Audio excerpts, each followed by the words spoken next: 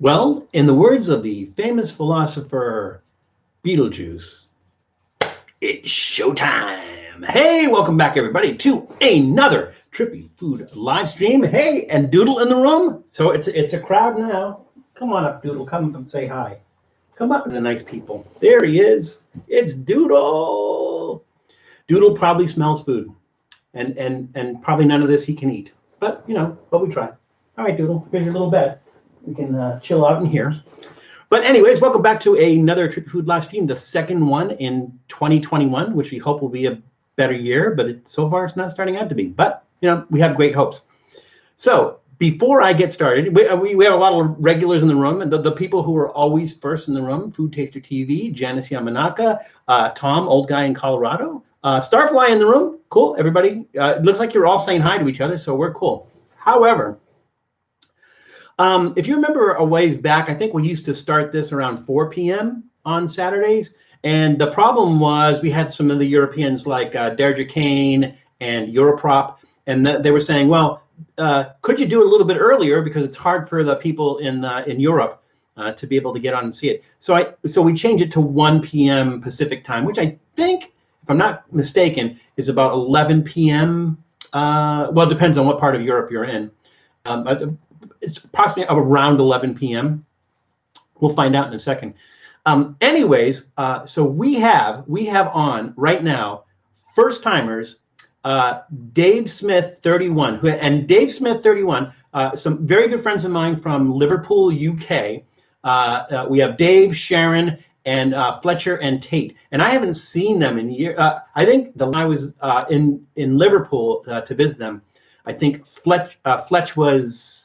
I think he was a baby. I think he was just born the last time I was there. So that was a while ago, and I haven't met Tate yet. So especially Fletch and Tate, welcome. I hope you enjoy this this live stream. Feel free to participate. Feel free to throw stuff in here. It's really good to see you here. So at some point in time, I will get back to Liverpool. There's a lot of interesting stuff that I want to do in Liverpool besides the Beatles stuff. There's a lot of interesting things. Super Lamb Banana. That's cool on its own. Scouts, has some scouts and everything. So Sharon has taken me on a few adventures in Liverpool for some unusual UK cuisine specific to Liverpool. So we'll have to do that. But anyways, Liverpool in the room. Very, very cool to have you guys here. So everybody please say hello and give a warm and hearty Trippy Food welcome to Dave Smith 31. All righty. So let's see who else snuck in while I was yapping. TNT Fox in the room. Hey, I think this might be. I don't know if you've been on any of the ones before. We haven't seen you in a while, or we haven't at least seen you here. So it's nice that no TNT. So Tom, old guy in Colorado, Tom is not old guy Tom, because old guy Tom isn't old, although his name is Tom. So I think he's referencing. Old guy Tom from Reckless Eating. Old guy in Colorado is, I'm not going to say old, because he's like, my age, around my age. But, it's a thing. It's a cool thing. And if you watch his channel, you really get into the whole, old guy thing. And he calls his wife, Mrs. Old Guy, which is kind of fun. So no, not old guy Tom. But you can just call him Tom, or you can call him old guy, either one. But not old guy Tom from Reckless Eating. So, but anyways, welcome TNT Fox. Good to see you on the on live stream. Who else did I met? Adam Heb. Adam Heb, a regular. Welcome back, Adam. 9 p.m. Good. All right. Excellent, David. Dave. Because the kids are up late. So let's see. We had Adam Heb. We got Food Taster TV. Yes, Taster TV. We'll talk about that in a second.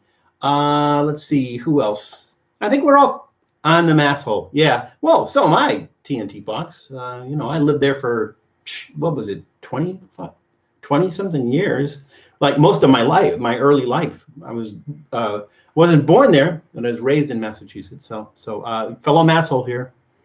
How was filming the main yesterday? It was a lot of fun. Some of the stuff we're going to have out pretty quickly, only because it's timely stuff.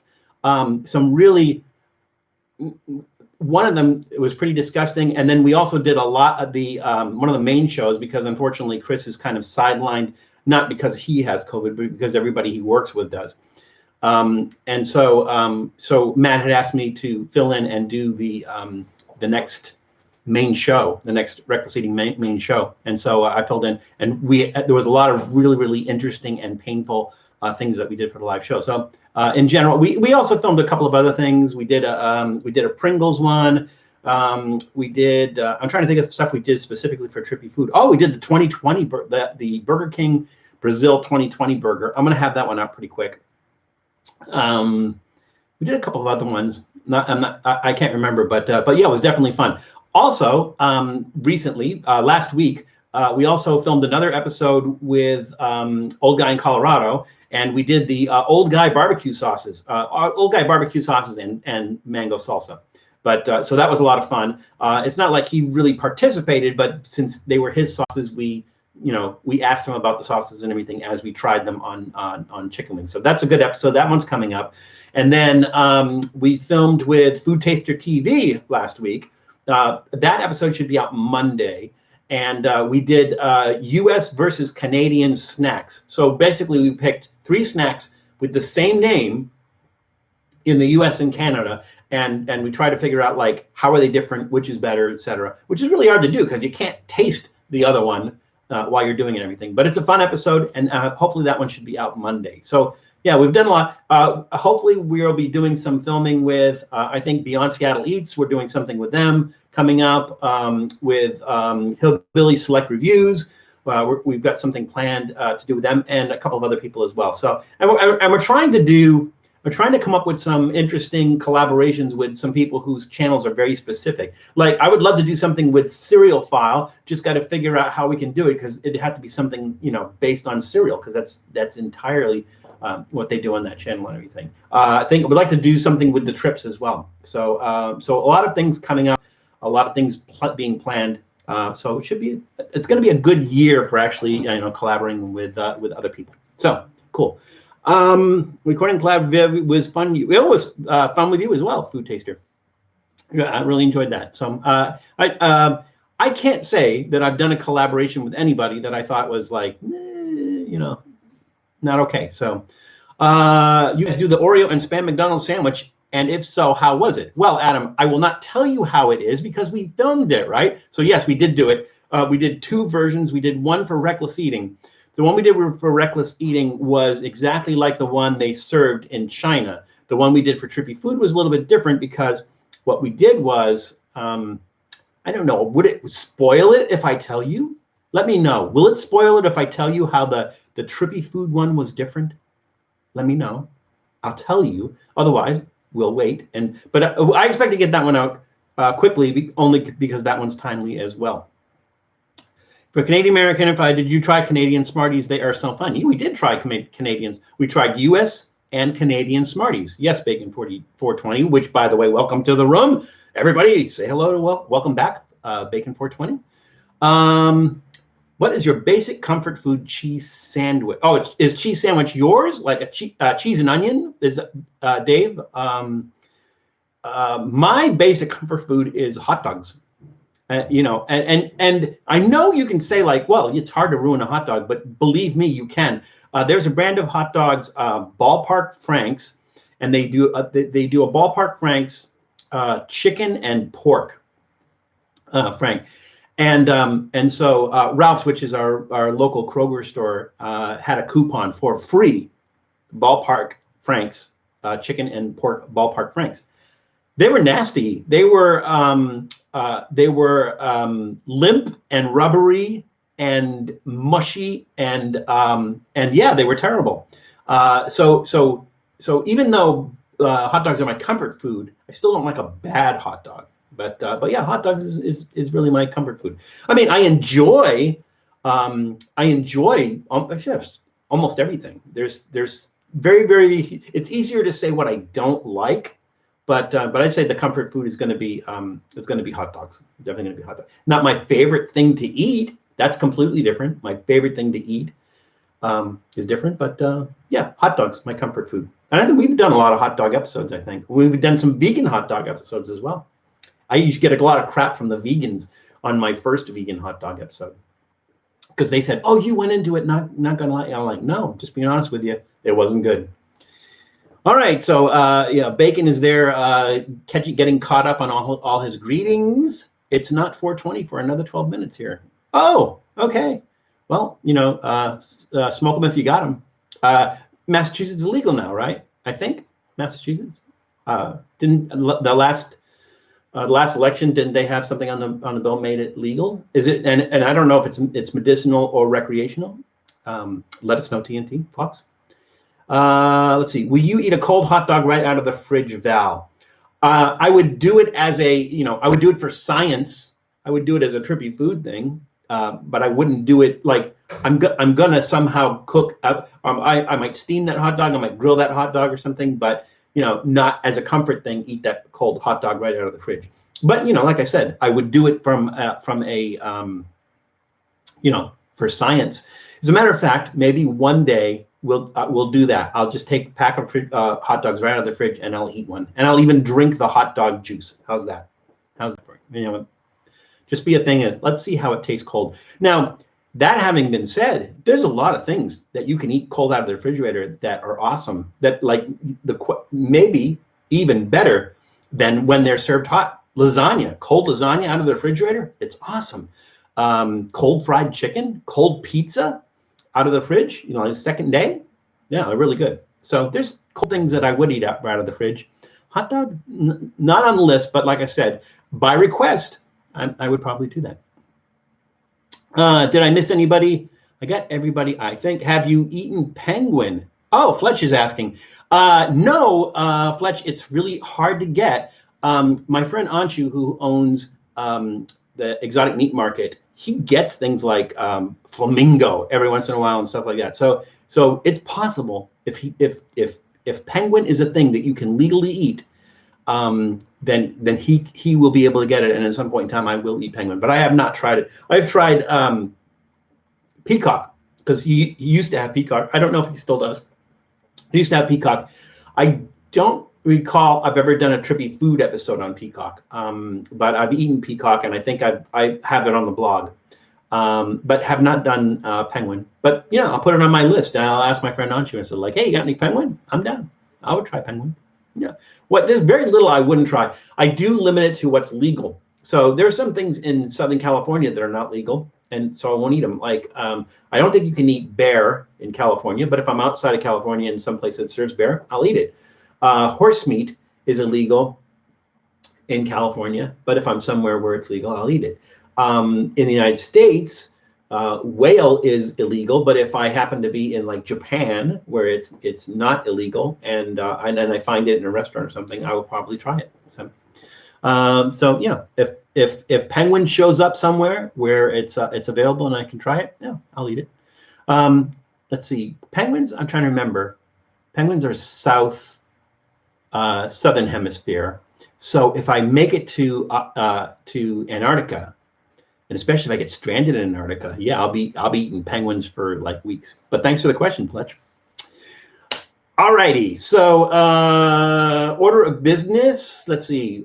Still waiting for the Cassandra, because we can't do the cards without her. We can, and we will, but it's always nice when she's there because she gets excited about the cards. For those of you who are new, who aren't familiar, we have these food and drinks ultimate foodie quiz cards, and so usually before we have our snack or beverage, we read one of these cards, and here are the rules. It's a trivia question. Sometimes it's multiple choice, and sometimes it's you have to answer it. And so here are the rules. The rules are: if you know it, throw it out there. If you think you know it and you want to take a guess, throw it out there. If you don't know it and you want to look it up and then throw it out there. So basically there's no rules. It's kind of like a fun little learning thing that we do. And like you could throw that out there and go like, yeah, I got it right. Or, hey, I looked it up. I learned something. So, and hopefully we all learned something. I learned stuff from these cards too. So that's pretty cool. All right. Let's review our snacks. Let's see. We got the little thing up there says there's 16 people. I don't know if there's 16. I still have not figured out how this thing works. I think there's probably more people than that in the chat. There's probably a lot more people that are watching the live stream. I honestly don't know how that thing works, but it's telling me that there's 16 people somewhere. That's how it is. So I looked up, and penguins are protected and illegal to eat in the United States. All right, well, you know, I do want to, at some point in time, to go to Antarctica. So, you know, if that happens and penguins are on the menu down there, it's going to happen. But yeah, Fletch, you just gave me something to add to my list. That's all. You know, so of things I haven't had. So I do have a list of things that I haven't, like my bucket list of things that I haven't had yet. So that would include like kazumarzu, which is the maggot cheese. It would include hakarl, which is the fermented shark from Iceland. Have not tried that yet. Yeah, my list is dwindling. Moose, I want to try moose. The thing with moose is you can eat that in the United States, but you cannot get it commercially. So basically, you have to know a hunter who's bagged a moose, and I think it's by a lottery system that you get a license to hunt moose, and you get a one lifetime bag of moose. So it's like you can only get one in your entire lifetime, but you'll eat that for your entire lifetime because they're huge. So want to do moose. Have not done squirrel. Moose and squirrel. Have not done squirrel yet. So that's also on my list. That one's pretty easy. I think like even when I lived in Oregon, they had these. There were 4 species of local squirrel, but they also had the eastern gray squirrel, which was an invasive species. And the state of Oregon does, you know, they want to get rid of them. And so they say it's legal to trap them. If you do trap them, it is illegal to like go to a park and let them go. It's illegal because they're an invasive species. And so they would not have a problem with you eating it. I just have not known anybody who has trapped a squirrel that, you know, that I could partake of. But I do want to try squirrel. It is too cold for a joint. I'll be vaping. I think you said aping, but I think you meant vaping. 420. Okay, TNT. Yeah, you corrected it. Vaping. Tate asked, would you try lion if it's legal? Lion is legal, and I've tried lion. So yes.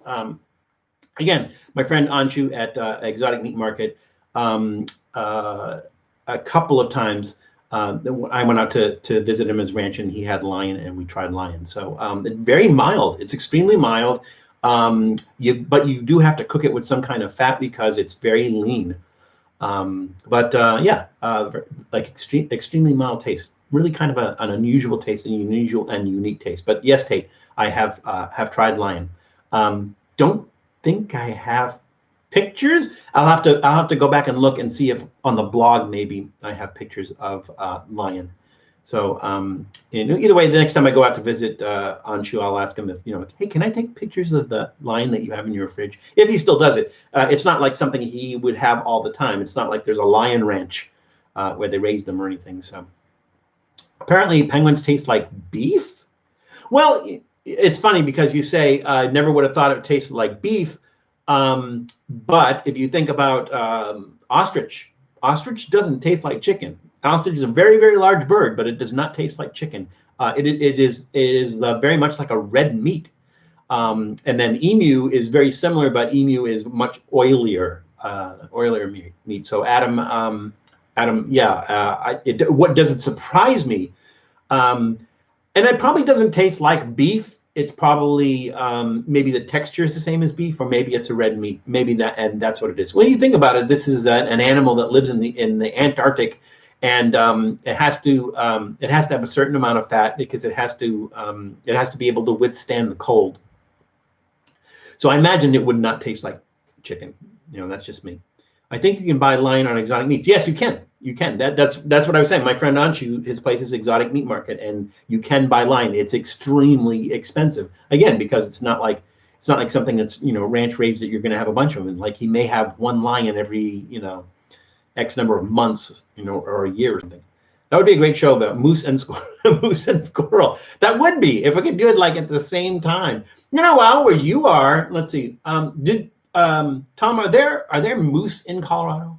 There might be in Northern California, but I don't know if they come that far south. I know when I used to live in Boston, in the Boston area, and like when you drive up into New Hampshire, you see these big signs on the road that says, or a bumper sticker that says "Brake for Moose." Like, do you really have to tell me that I should brake for a multi-ton animal standing in front of my car? I really have to be told to brake for the moose as opposed to speed up for the moose? That doesn't make any sense. It's like in a battle between your car and a moose, the moose is going to win. The moose might die, but he's going to win against you, against your car. So that's a crazy thing. But yeah, moose and squirrel. That would be so cool to do it together and do it like a Bullwinkle episode of moose and squirrel. That would be cool. I'd be eating Bullwinkle and Rocky. How fun would that be? Emu sounds like a good burger. Emu is a good burger. Emu, like I said, because it has a higher fat content, it's kind of oily. I did emu stuffed peppers one time. I don't know if I put some sort of cheese in there as well and everything, but the ground emu meat is like really versatile. You can do a lot of the same stuff you can do with ground beef, so it's pretty good. There is moose. Tom, do you have a hunting license? I'll come up for some moose. Break the moose, it'll save your life. Yeah, does that make any sense at all? Does it make break for moose? Like you have to be told this animal's standing like 8 feet tall, and they have to tell you to break for this? That's crazy talk. You might give the moose a sore leg and knock it over. Maybe, but when you knock it over, you know where it's going to land. You'll hit the legs and it'll land on your car, and that's it. Game over, man. It could save your life. Let's put it that way. I can't understand why they would have to tell you to break for a moose. It just doesn't make any sense to me. Isn't that obvious? All righty. So let's review our snacks, shall we? I put them in order of flavor, and I say that because obviously you don't want to eat something that has like so much flavor that it's going to kill everything that comes afterwards. So our first one are these. I don't speak Indonesian, but they are nice enough to somewhere here on the bag say, well, it's in black letters. It's really hard to see here, but these are. Let's see. Try to get those in focus there. These are. Where I got that? Roasted corn flavored Cheetos, and these are from Indonesia. So so these look interesting. We'll try those. And then second on our hit parade, we have EntoLife. The company is, this is one of the products, and the company is called EntoSense. And these are crickets, roasted crickets.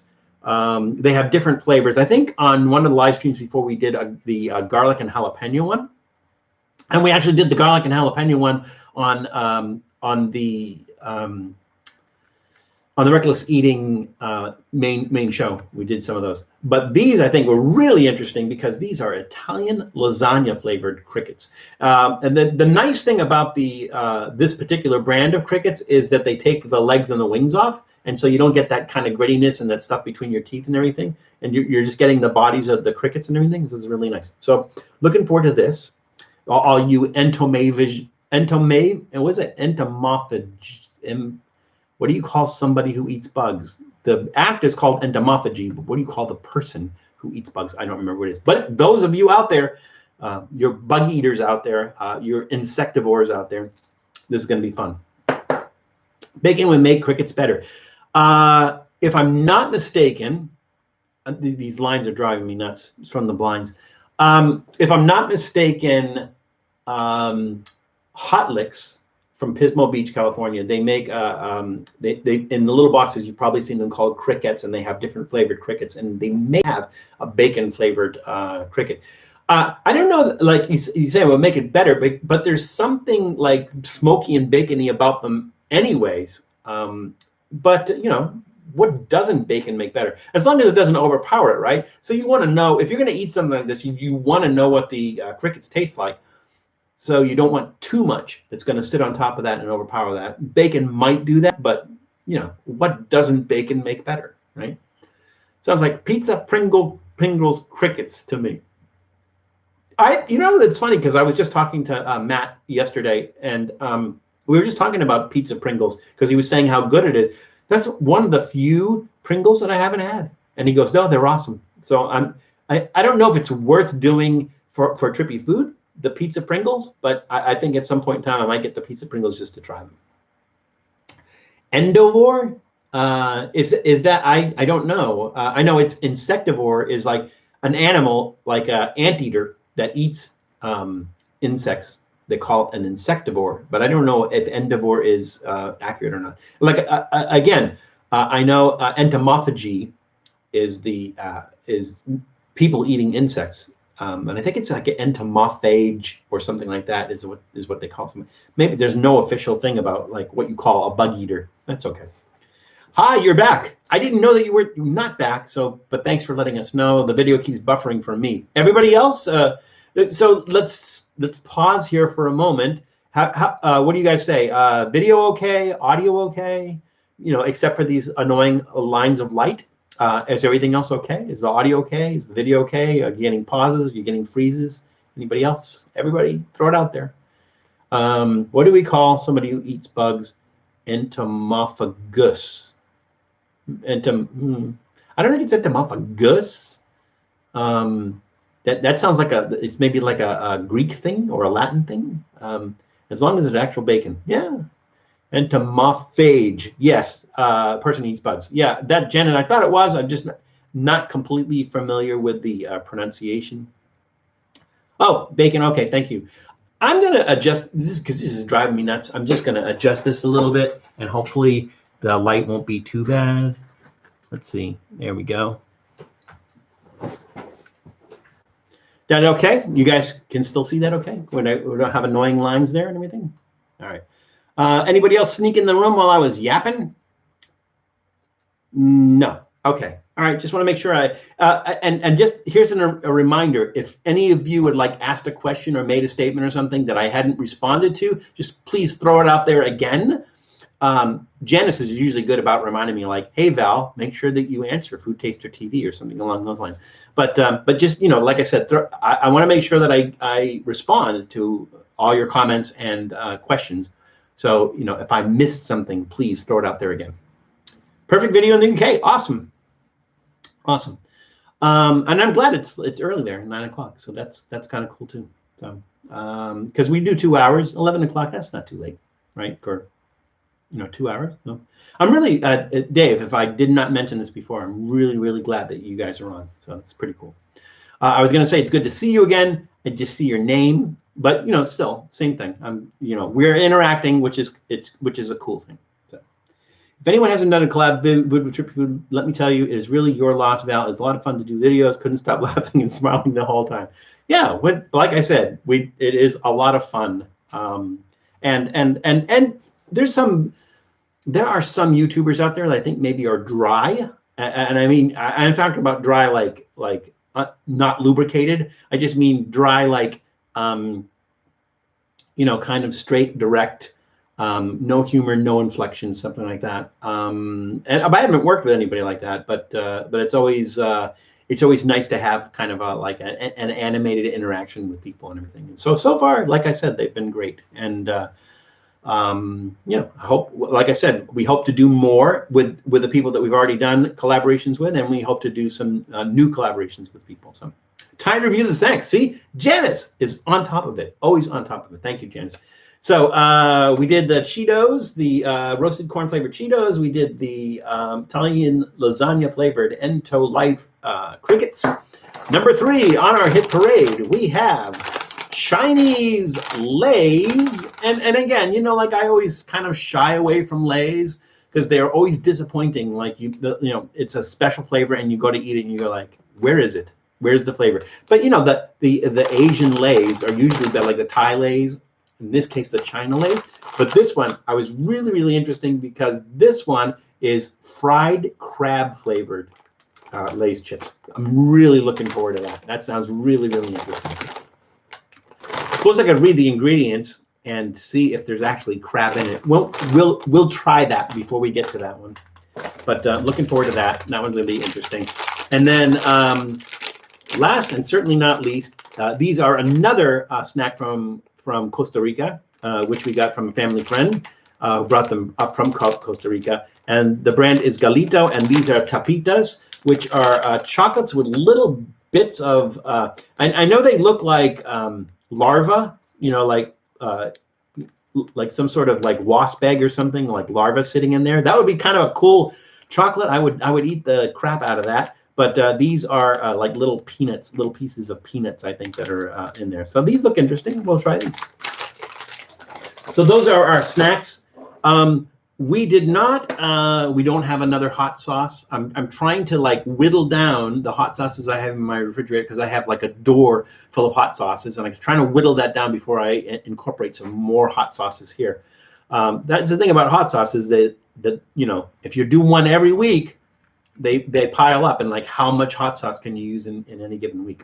So, but we will do. Yesterday for the Reckless Eating main show, we did do a hot sauce. It was like I think it was like a IPA hot sauce or something like that. But it was, so I have that in the refrigerator now. I considered bringing it out and doing it on this show, but like I said, it's on the Reckless Eating main show. We're just going to leave it there. You know, I might just enjoy that on my own. Okay, didn't miss anything, right? Okay, we're good. So now it's time for our beverage of choice today. Now remember that alternately we do soft drinks, and then on every other week we do it's Trippy Food beer night. It doesn't have to be beer. It could be an alcoholic beverage, but I think we've stuck to beer. This one I'm kind of looking forward to. I've not had their beer before, but it's Alesmith Brewery is the brewery name, and this is Black Velvet Oatmeal Stout. So I'm a big stout and porter guy. This just sounds really, really good. And Alesmith is in San Diego, California. So looking forward to this. Unfortunately, I'm really bad at pouring out of cans. So if Julie comes into the room, she's gonna.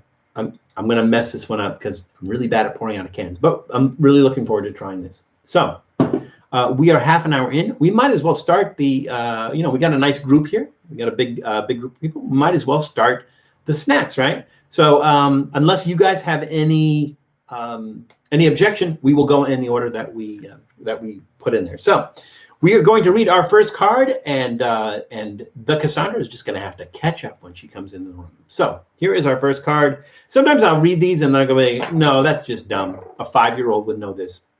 We're just not going to do it. But oh yeah, this one's good. This one's good. You may or may not know this, and feel free to look it up if you don't. The question is, what is the fruit flavor of Cointreau? Cointreau, C-O. I'm probably pronouncing that wrong. It's a French thing. Cointreau. Cointreau? Cointreau? How do you pronounce that? I don't know. What is the fruit flavor of Cointreau? And it's not a multiple choice. So we sit this on the back burner. We let that simmer for a little bit, and we'll come back to that after we have our first snack. In the UK, crisp in the salt and shake. So you got plain crisps. Call them chips, but you put your own flavor on. Wow! Like, did it have salt on them though? I mean, at least salt on it. It was just a potato chip with nothing else on it. That's weird. What flavor would you put on your crisps?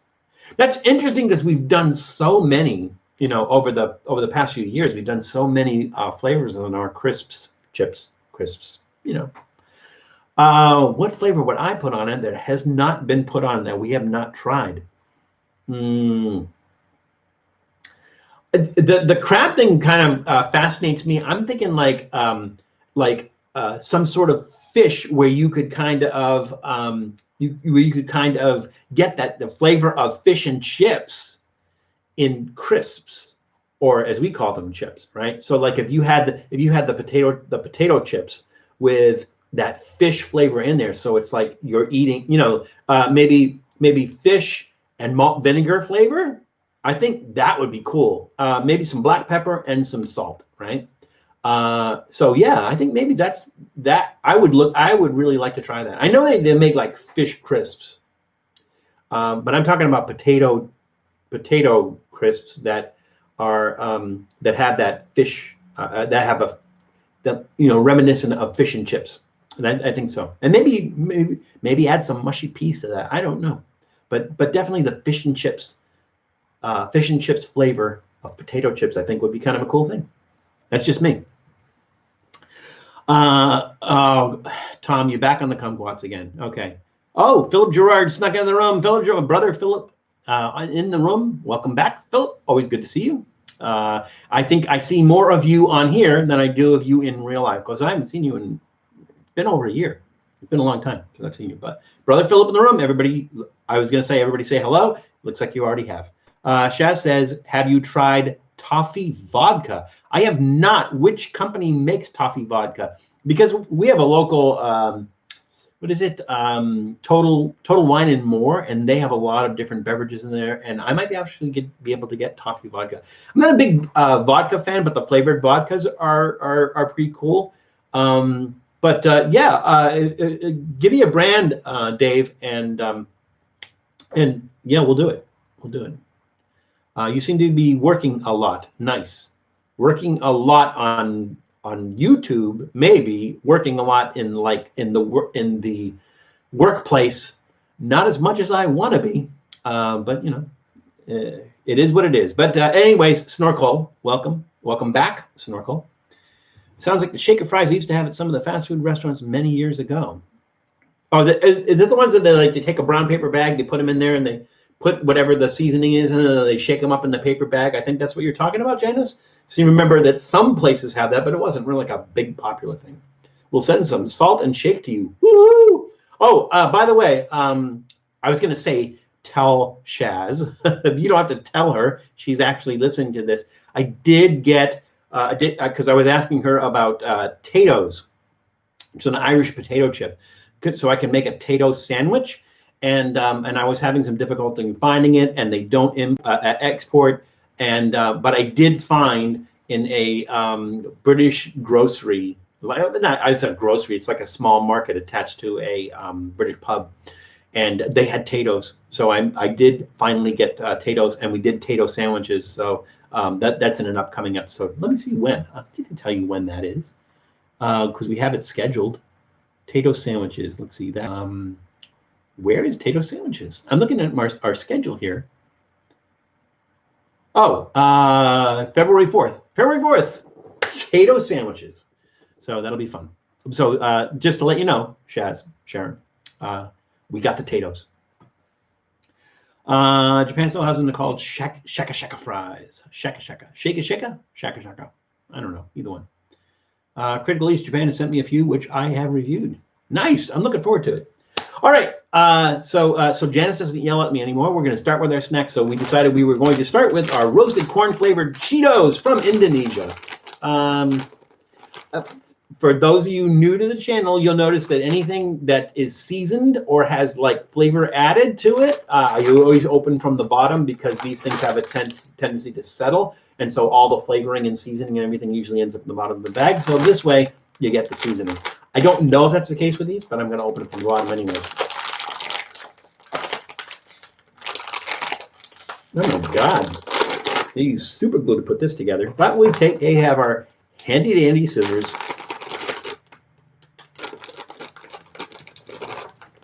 There we go. Wow. They do have that corn smell, and they look nothing like Cheetos. Look at that. I mean, they look like Cheetos. They look like the what do you call it? Not the regular Cheetos. The baked one, the fried ones. I don't know. Like they're all kind of like bunchy and munchy and stuff like that. So let's give this a shot.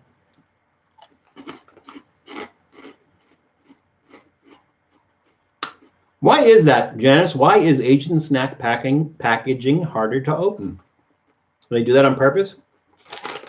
These are remarkably different than if you're eating a Cheeto. You're expecting a flavor of Cheetos, completely different.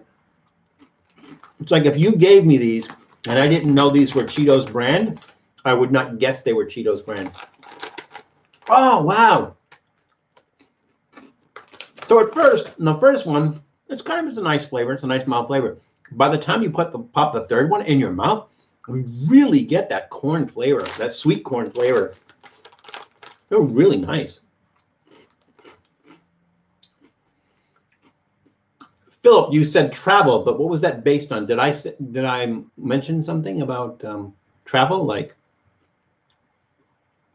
what was the question about travel? I have a tendency to say things and not remember what it was that I said. Travel, package, travel, package. I still don't get it. Oh, this package. Did I travel to Indonesia to get these? Is that what the question is? Because the answer would be no. Where did I get these? I got these at 99 Ranch Market, which I think is a West Coast Chinese supermarket. I know they're they go all the way up into Washington State, and I don't know how far east they go. I think they may be just a West Coast thing. These are really good. Thumbs way up on these. Like I said, if you just saw the Cheetos name and you wanted to eat these thinking it was going to be reminiscent of Cheetos, you'd be wrong. But these are really, really good. So those are going to get eaten later. All right, big thumbs up. Asian packaging hard to, so they can ship them. Oh yeah, maybe that's exactly right. So they don't pop open to it, because I imagine that the air in it, depending on the conditions when you're shipping it, right? You can have a difference in air pressure, things like that, and you don't want these bags to like pop open or whatever. So maybe that's exactly what it is, that they're built for shipping. You might be absolutely right. But you know, like maybe if I was in an Indonesian grocery store and I saw those, and maybe the packaging is different from the ones they export than the ones that they eat locally. So maybe that's what it is. So let's go back to our card, because we have to remember the order: snack, card. Let's see. We have our beverage today, and we have 4 snacks. So it's going to be snack, card, snack, card, snack, card, beverage, card, snack, card, snack. And it's even more complicated when we do the soft drinks as well. So, hey, Tybo, welcome. On the road, about to eat a local fish and chip restaurant right now. See, your ears were burning. I mentioned fish and chips in regards to potato chips or crisps, and your ears were burning, and you heard fish and chips. So good. Let us know how it is. Where are you, or what fish and chip restaurant are you going to eat at? Let us know, and let us know how it is. I mean, don't let us know while you're eating. Enjoy your meal. The question was, what is the fruit flavor of... Phil, maybe you can tell me how to pronounce this, because I'm like, spell it out phonetically or something. I know I'm not pronouncing this right. Cointreau? Cointreau? Is that right? What is the fruit flavor of Cointreau? And the answer is, let's see what everybody wrote. Everybody wrote, because you were throwing things out there while I was yapping. Philip Gerard said orange. Janice Yamanaka said orange. David Smith, 31, said oranges. Tom naturally said kumquats. And it is, in fact, orange. You are absolutely correct. All right, so on to our second snack, which is our EntoLife Italian lasagna flavored crickets. That's going to be fun. So let's, hang on a second. I scrolled. Cointreau. How do you guys, Cointreau. Oh, that's how you pronounce it, Cointreau. Wow, I was way off. Cointreau. That's interesting. Okay, now I know. Would you, Philip? You are well versed in these things. Would you use that in the same manner that you would use like Grand Marnier for the same types of drinks as Grand Marnier, or does it have like a different orangey taste? Is it like a bitter orange? What kind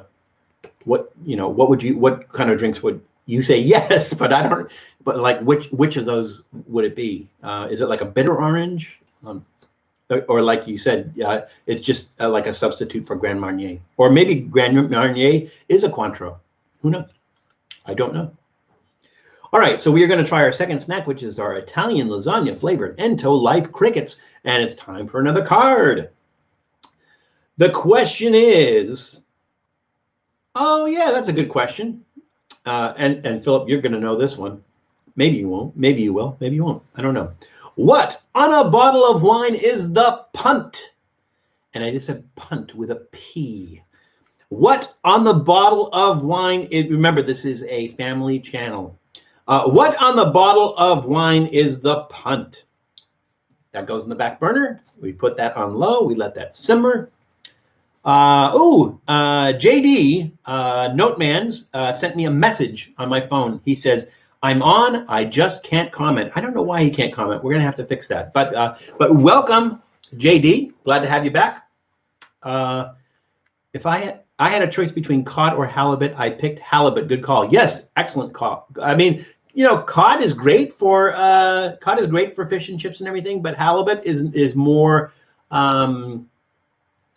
It's harder to come by, you know, and halibut is expensive, but it's it's a different tasting fish and everything, but it makes it a good fish and chips. So yes, you made a good choice, halibut. But enjoy your meal. You know, that's okay. You can tell us afterwards. We want you to enjoy your fish and chips. Focus on your fish and chips. And Amy Cakey back in the room. Amy, you've been away a while, but it's good to have you back. Everybody, say hello. You probably have already started. Janice has already started. She's on top of it. Say hello to Amy Cakey and welcome her back. The neck, the neck of the halibut. What do they call that? The collar. Halibut collar, really good. I think that's what we're talking about. Correct me if I'm wrong, Dave. Oh no, I'm sorry. You're talking about the wine. You're talking about the bottle, the neck. All right, sorry. Tell him to stop and reconnect to the stream. He will be able to comment. Oh, okay, that's an idea. Oh, he's watching. He hears this. I'm gonna text him and I'm like, no, he hears this. So JD, somebody suggested you stop, reconnect to the stream, and you will be able to comment. So try that. We'll try to hold off a little bit for you before we start into our next snack. I think the halibut has a little bit texture than cod. It's a different texture. It's a different, a halibut is like a flatfish, and a cod is a not flatfish. They're both northern cold water fish. Both really good. I grew up in Massachusetts, where both of those were plentiful off the Georges banks. So yeah, and then cod, of course, is the basis for lutefisk. My wife said she wants some crickets. Where can I get them, Val? Well, these you can get at Cost Plus World Market. So if there's one near where you go when you take your little jaunts, you can get these at Cost Plus World Market. I'm not sure where else you can get these. They may ship, but I don't think so, because I think if you go to their website, it says wholesale. So they ship to places that then turn around and sell them, like Cost Plus World Market. But that's where you get these, is Cost Plus World Market. I'm not sure if other places have them or not. If you go to their site, EntoSense, you go to their website, they may tell you the places where you can get it. Usually they have something where you put in your zip code, and they tell you the closest place to you where you can get them. So give that a shot. We'll see. Sorry for the cryptic messages. Was driving and using speech to text. Well, I'm glad you were using speech to text instead of texting while you're driving. So that's cool. I do the same thing. Because I have the iPhone, and I just basically say call so and so, take note, send text to whatever, which is pretty cool. So that's the thing to do. You don't want to be texting and driving. So that's a bad thing. So cool. Thank you. My wife said, I'm telling a lie. Now she's about to kill me. What did you lie about? These fish and chips cost me $18, and they still making my food. Well, yeah, it's you picked halibut. Of course, it's $18. Halibut's more expensive. Hi, Doodle. How you doing? No, I don't have anything you can eat yet.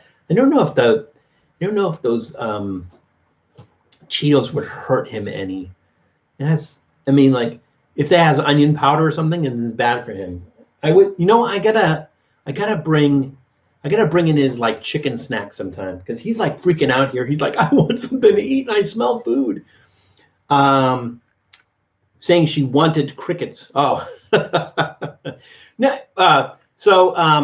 If you can get something made with cricket powder, and they have those at Cost Plus World Market as well. Get like one of the energy bars made with cricket powder. That is excellent entry level insect eating for somebody who has that thought in their mind about things with wings and legs and pincers and things along those lines. So yeah, that's like a good entry level. Once you get past that, you go like, you've eaten crickets because you've eaten cricket powder. These shouldn't be a problem. And I would go with these more so than something like the crickets that still have the legs and the wings on them and everything. You get wings stuck between your teeth and everything, and it's a visual thing. These are a little bit better than that. So yeah, that was Doodle. He was all ready. Did he leave? No, he's crawling by my feet. Doodle, come out and say hi again. Some other people didn't see you before. He's up. Look, whoa! He's all excited, and he's licking the Cheetos off my face. And I think he scratched my mouth though with his giant Wolverine claws that we have to get trimmed. No, Doodle, you can't have that. I know you want that, but you can't have that. All right, Doodle. Here we go. Be cool, Doodle. I'm sorry, Doodle. I know. I'm sorry. All right. It's we did read a card. It's time to open our crickets. Here we go. I know, Amy. I'm sorry. I can't. Hi, Tony Adams. Oh, hi, Tony Adams. And I'll tell Doodle. Doodle, Tony Adams said hi. Welcome to the room, Tony. All right, here we go. Factory sealed for your protection.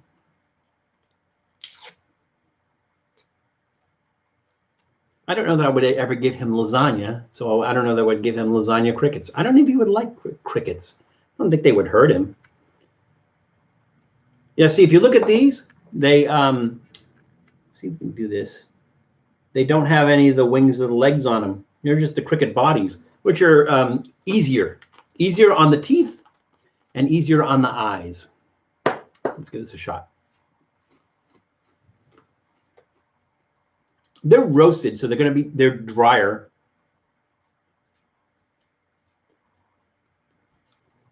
Now, lasagna, there's so much flavor going on in lasagna. You have the ricotta cheese and the basil, the sauce, and if it's a meat sauce, even more flavor, and the noodles themselves. So it's hard to reproduce that into like a roasted dish where you've got all those flavors, put in there. The flavor's really mild. I didn't get it on the first handful. Let's try another one. Seasoned, yes, but I mean, I don't imagine they just put Italian seasoning on it and expecting it's going to bring you to lasagna. They'd have to reproduce the tomato. They'd have to reproduce the cheese somehow. Let's see. They have ingredients on here. Let's take a look. Ingredients: roasted crickets, tomato powder. So they got the tomato, garlic powder. Yeah, so he definitely can't have that. Rosemary, basil, oregano, sage. Yeah, there's their Italian spices right there. Marjoram, Parmesan, pasteurized, part skim cow's milk. That's awesome. Cheese, cheese cultures, salt, enzymes, cellulose to prevent caking. Oh, apparently this turns into a cake. To prevent caking, natamycin to a natural mold inhibitor. Well, it's always important to have a natural mold inhibitor. Now, it has everything in here that you would think lasagna would have, but it's not really a strong flavor. I mean, it's not enough to mask the cricket flavor, but that's okay. I like the flavor of crickets. It's just I just kind of wish that lasagna flavor was a little bit stronger in here. So I'm going to give this a thumbs in the middle. Not a strong thumbs up. I mean, it's not terrible. It's not bad. I just wish that lasagna flavor, that reminiscence of lasagna, was a little bit stronger in here. It's a little bit weak, and so that's why they only get a thumbs in the middle on that. But they're nice. It makes a nice snack. They probably will get eaten. All right. I love lasagna. It's so versatile. I would not mind crickets spring. Oh, so there's an idea. The idea is to make lasagna and put crickets in lasagna. That would be a cool idea. Yeah, I'm with you on that. I'm with you there, Amy Kate. So the question was, what on a bottle of wine is the punt? Let's see. We had some answers up here, and we had. Did Tom say kumquat? I wouldn't surprise. Okay, Dave Smith said the neck. Janice Yamanaka said the dimple at the bottom of the bottle. Those look like the only two answers we had, and the correct answer is the dent on the base, or the dimple on the bottom of the bottle. So she's absolutely correct. Maybe a tough one, but we all learned something. All right. Oh, poor Doodle. He's just freaking out. He goes, I know you got food up there. I know you have food up there. I got to bring his snacks in next time. Poor Doodle. He's all excited. He's all like with the hands on my hand and, poor Doodle. All right. So we did 2 snacks. Time for our beverage. And again, this is Trippy Food Beer Night. And our beverage. Got cricket stuck in my throat. Hang on a second.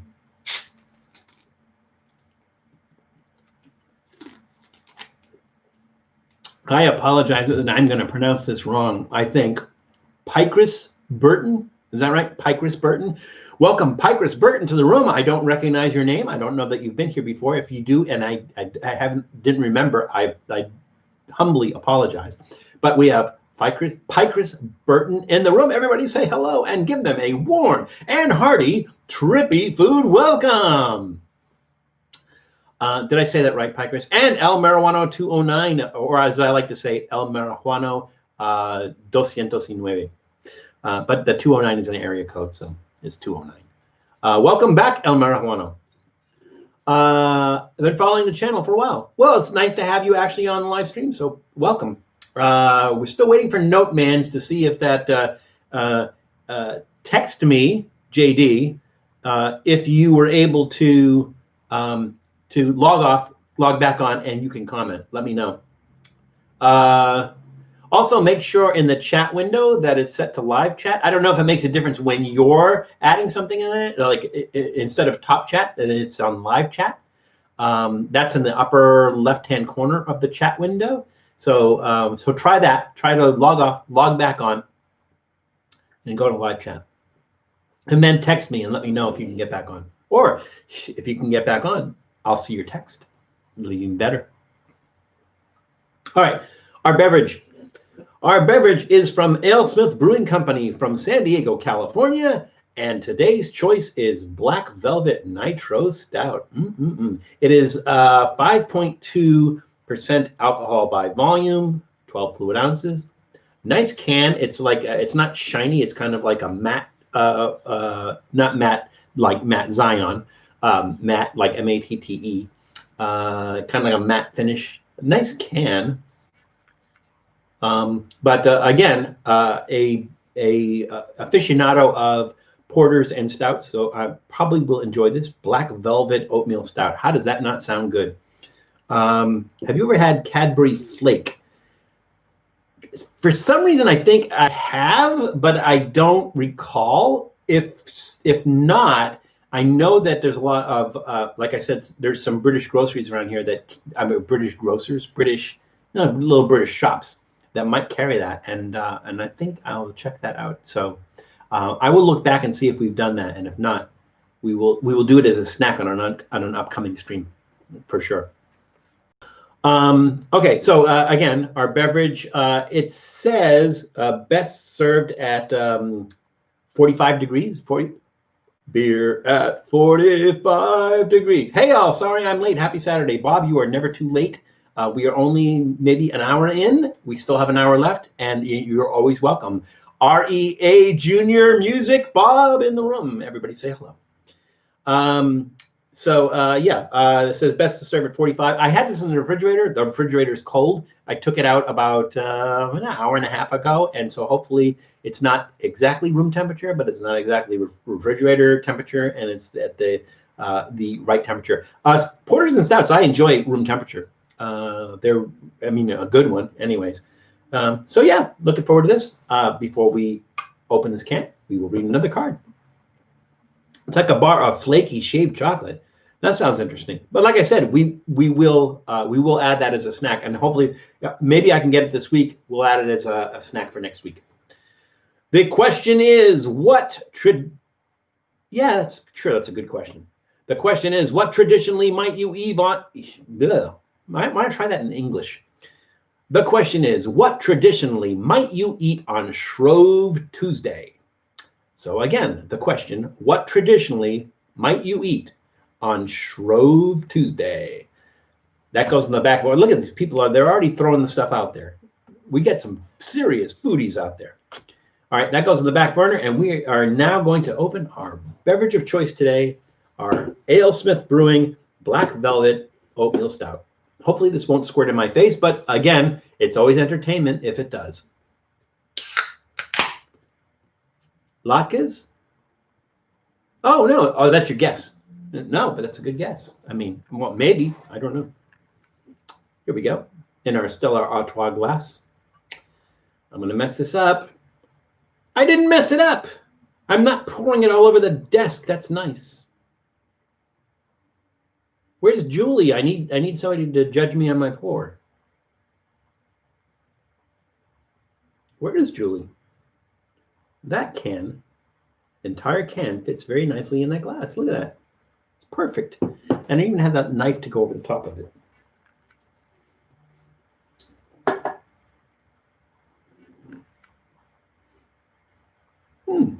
It's got a nice, usually stouts have a really, strong smell. This one is not so much. Tilt the glass. Not now. Tilt it towards me. You got beer in my lap? Not now. Something Cool says, hello, Val. What beer is this? Well, you must have just come into the room because I think we went into it in detail, but I will very briefly review. It is Alesmith Brewing Black Velvet Oatmeal Stout from San Diego, California. I am a big fan of porters and stouts. Yes, me as well. Oh, tilt the glass to keep from a big head. Yeah, that's why, like I said, Julie's like really good at judging me on my pours, so we'll see how to. I don't know if that's a big head. It's a medium head, maybe. So let's try this. Oh, by the way, welcome, Something Cool. Sorry about that. It's surprisingly mild, especially for an oatmeal stout. Usually, oatmeal stout is very. I don't want to say strong, not strong tasting, but like thick, really thick, maybe even a little bit sweet. This one's light.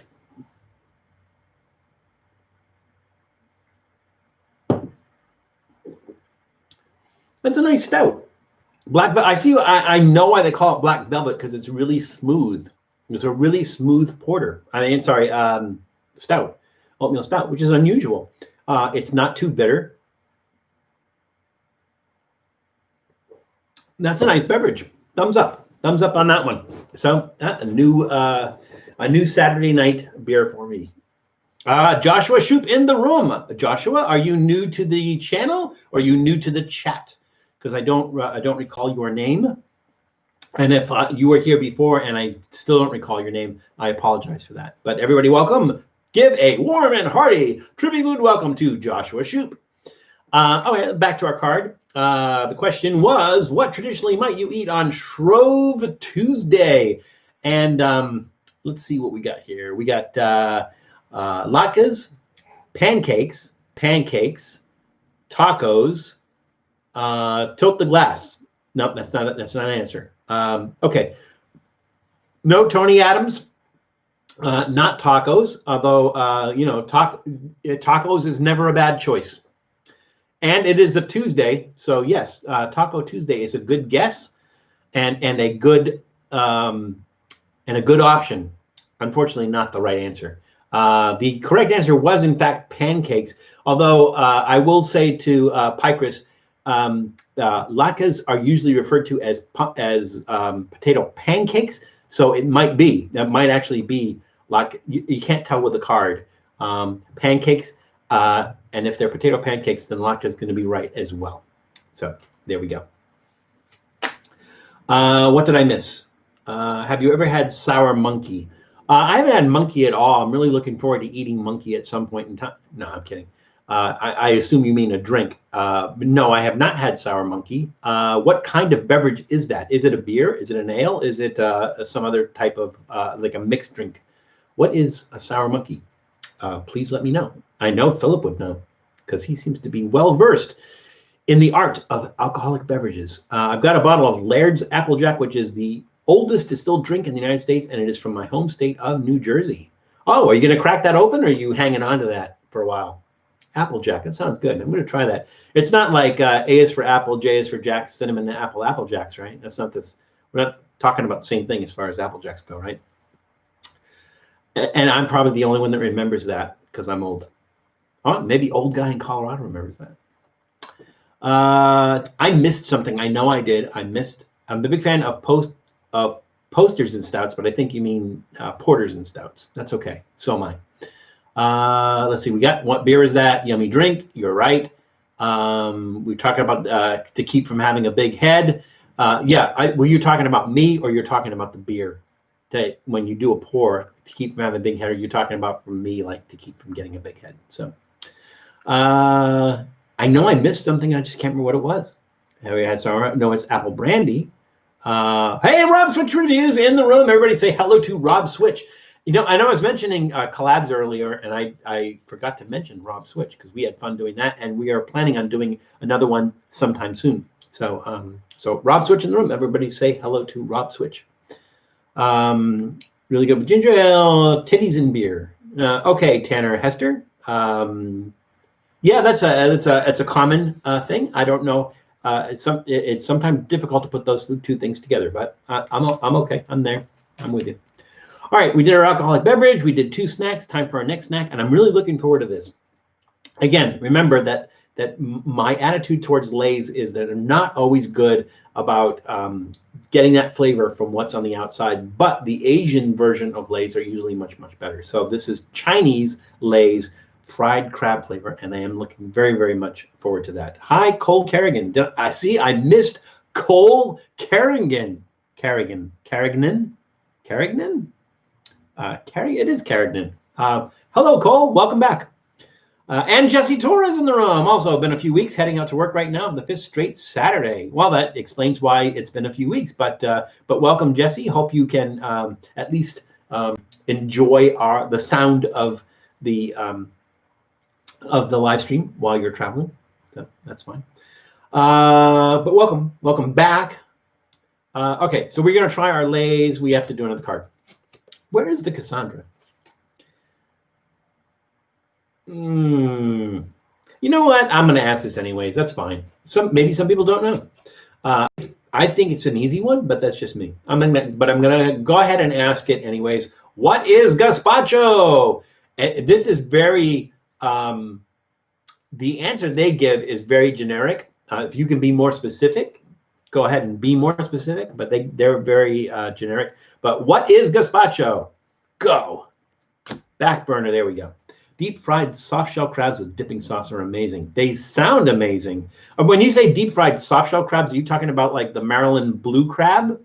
So you're talking about like in the U.S. the deep fried soft shell crabs? Yeah, or soft shell crab sandwich. I will tell you, Pikers, if you have not ever eaten tarantula, you would probably enjoy tarantula because there's not a whole lot of difference between tarantula and soft shell crab, honestly. And I say that because I've eaten both. All right, here we go. Lay's fried crab flavored chips. We are definitely going to open that one from the bottom. And let's see if, keeping with Asian snacks, it's hard to open, and it is. Philip, you were right. It's the Asian snacks. They just like impossible to open, thicker plastic, maybe so they don't pop while they're shipping them. So you're probably right.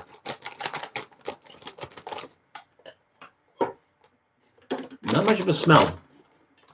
I don't know if that's good or bad. They look like chips or crisps for Dave, Sharon, Fletcher, and Tate. Europe in the room. It's always nice. For a while, we had the Europeans on every week, and then they kind of dropped off. And then every once in a while, one would pop up. But it's nice to have the Europeans there. Are you still there? Dave, is your clan still there? They look like regular chips, so I guess everything's going to be in the flavor. So let's see. Let's do 2 at a time. Maximum flavor. There's look like little specks of stuff in there.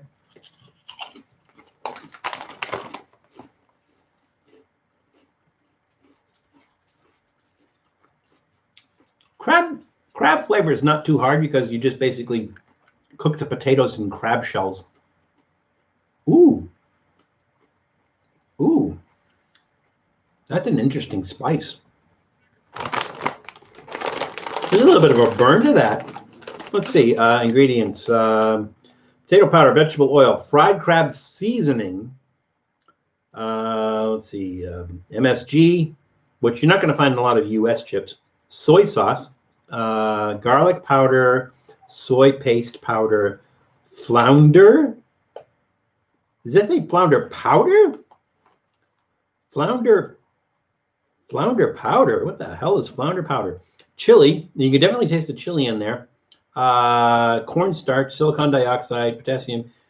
I'm looking for crab, and I'm not seeing crab as a flavor. I mean, I like the taste of these, but where's the crab? It's like fried crab seasoning, but it doesn't. The fried crab seasoning doesn't contain crab. That's bizarre. I wanted to have a crab flavor, you know. I mean, yeah, the seasoning is nice. It definitely has a unique flavor, so it's not like wow, it's really nice. And I like the chili in there because the chili is like definitely has chili taste in there, so it's not like an artificial heat like flaming hot or anything like that. It was really nice. Doodle just in the background giving the death stare. Why isn't Dad giving me any? Yeah, because it's not good for him. There's onion powder and garlic stuff in there, and dogs can't have that. So I feel bad because I could have his favorite snack on hand, which is if you watched our Dog Eat Dog live stream, we had these baked chicken snacks that I enjoyed with him because they're really good. And I should really have them in the room here so that when he comes in, I can give him those. And I feel bad. I'm a bad dog dad. I'm going to give these thumbs up because they have a great flavor. I wish they had crab. I wish that there was the crab. There's the crab seasoning flavor. There's not the crab flavor. So I'm a little bit disappointed in that, but we're still good flavored chips. Makes a nice snack. It's going to get a thumbs up from me. What is your favorite Lay's chips flavor? I don't know if I have a favorite Lay's chip flavor because I'm usually disappointed by Lay's. So far, it's that one. Made by had a bag of Old Bay flavored chips.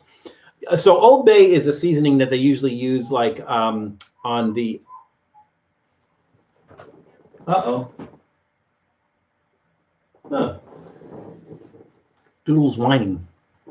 You okay, Doodle? Doodle?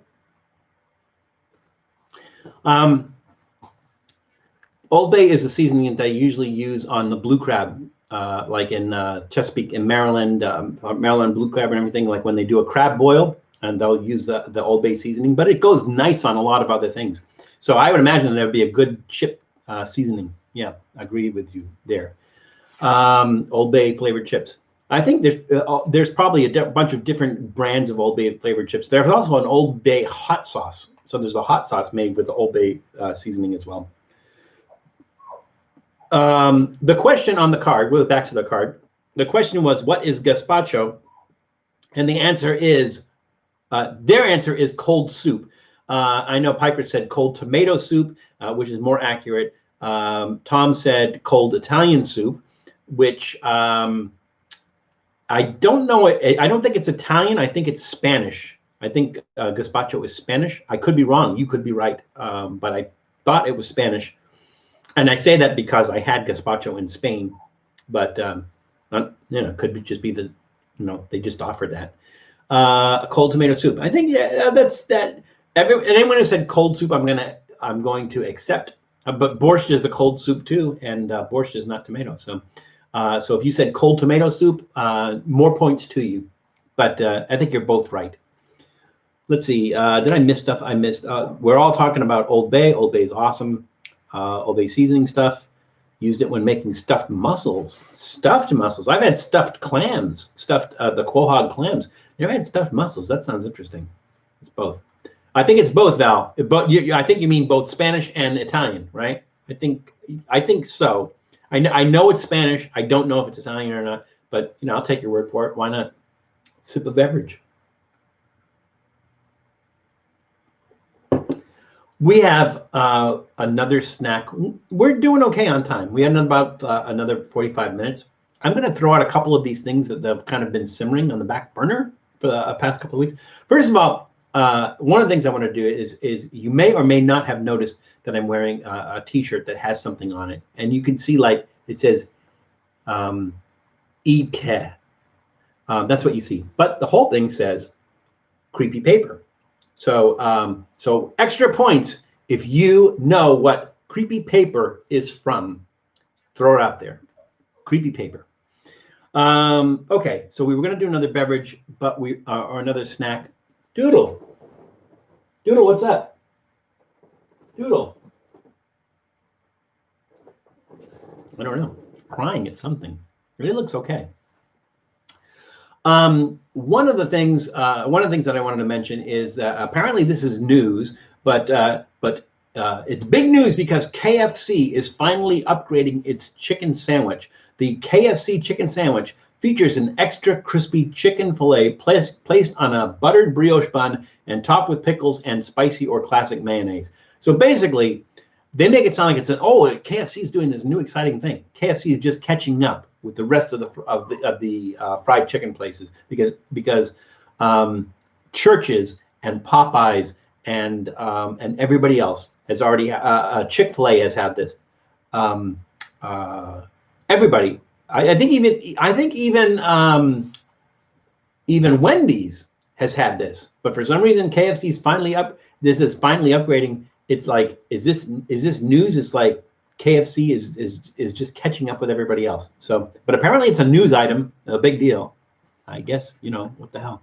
I don't like Popeyes. I do like Popeyes, actually. It's one of my it's one of the better fried chicken places. I mean, my favorite's probably always going to be Pioneer. I have not tried one of the original Pioneer or the only remaining original Pioneer. I did try that Pioneer knockoff, and that was pretty good. So we're going to have to go back and try the original one. I mentioned something there. Oh, somebody was asking about Chick-fil-A, I think. Let me go back and take a look. I find that here somewhere. Somebody asked about, Philip Gerard said, is Chick-fil-A good in your opinion? Yeah, it's good, but it's not go out of your way good.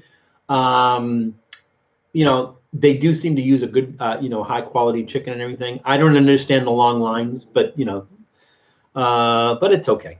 Chick-fil-A, it's all right. It's not bad. It's kind of like, if you're comparing Burger King, McDonald's and Wendy's is awesome. It's that kind of awesome. It's like, it's a good fast food chicken. Let's put it that way. A little bit pricier too, but yeah, it's not bad, but it's okay. I love KFC. Really? That's like my least favorite. KFC is like my least favorite. They're just like, I don't know, just kind of my least favorite for some reason. Their chicken's like soggy and I don't know. And what really disappointed me is you go back and watch they did a pickle fried chicken, and basically they had like pickle juice that they squirted on their same fried chicken. So it's not like they put it in the batter or marinated the chicken in pickle juice or anything like that. So it was a big disappointment. Sometimes when I get a bucket of chicken, I get a side of gravy to dip my chicken in. That is a Filipino thing, I believe, because I think if you go to a Jollibee's, Jollibee has the fried chicken with the gravy. I think that I want to say, yeah, the gravy is for the fried chicken. I'm thinking the pancit, which is like there's the spaghetti kind of dish, the noodle dish. You don't put the gravy on that, but I think the gravy is for the fried chicken, and it's a Filipino thing, and I know that they do that at Jollibee. So maybe that's it makes sense and it's good. I agree. I have not had Raising Cane's. I don't know, Janice. Are there Raising Cane's in Southern California? If there are, I'll have to try that because then I'll know where to put them. Along with Popeyes and Church's and the other places. So, whenever I get fast food, I ask for extra sauce. Then I have sauce in my car for other things like Wendy's breakfast. But what sauce is that when you say extra sauce? So, I guess like whatever the sauce is. So like if you're at In-N-Out, which is a West Coast thing, if you're in In-N-Out, they have that. It's like a Thousand Island dressing. They have that sauce. You can ask for extra stuff for that. If you go to Taco Bell, you can get their Diablo salsa. No, not salsa, the hot sauce. And just keep that in the car. It's a good idea. I don't know, like if your car gets really hot, if that degrades those packets, but yeah, it is a good idea. Or if you have like a bag or something that you carry stuff in, and just have some of those in there. It's especially handy if you don't want to carry around a bottle of hot sauce or something along those lines. Burger King zesty sauce is the truth. I got to be honest with you. At McDonald's, when they came out with those spicy, what do you call it? The spicy McNuggets? Is that what they were calling them? The Mighty Hot Sauce was really good. So, but I mean, more so than the McNuggets. The Mighty Hot Sauce was really good. I really like that. But but yeah, there's some. I haven't tried the Burger King zesty sauce. I will have to try that, and that'd be something to keep in the car. Wendy's awesome sauce, creamy sriracha, or even just plain ketchup. Yeah. But just plain ketchup is just plain ketchup. It doesn't really matter, you know.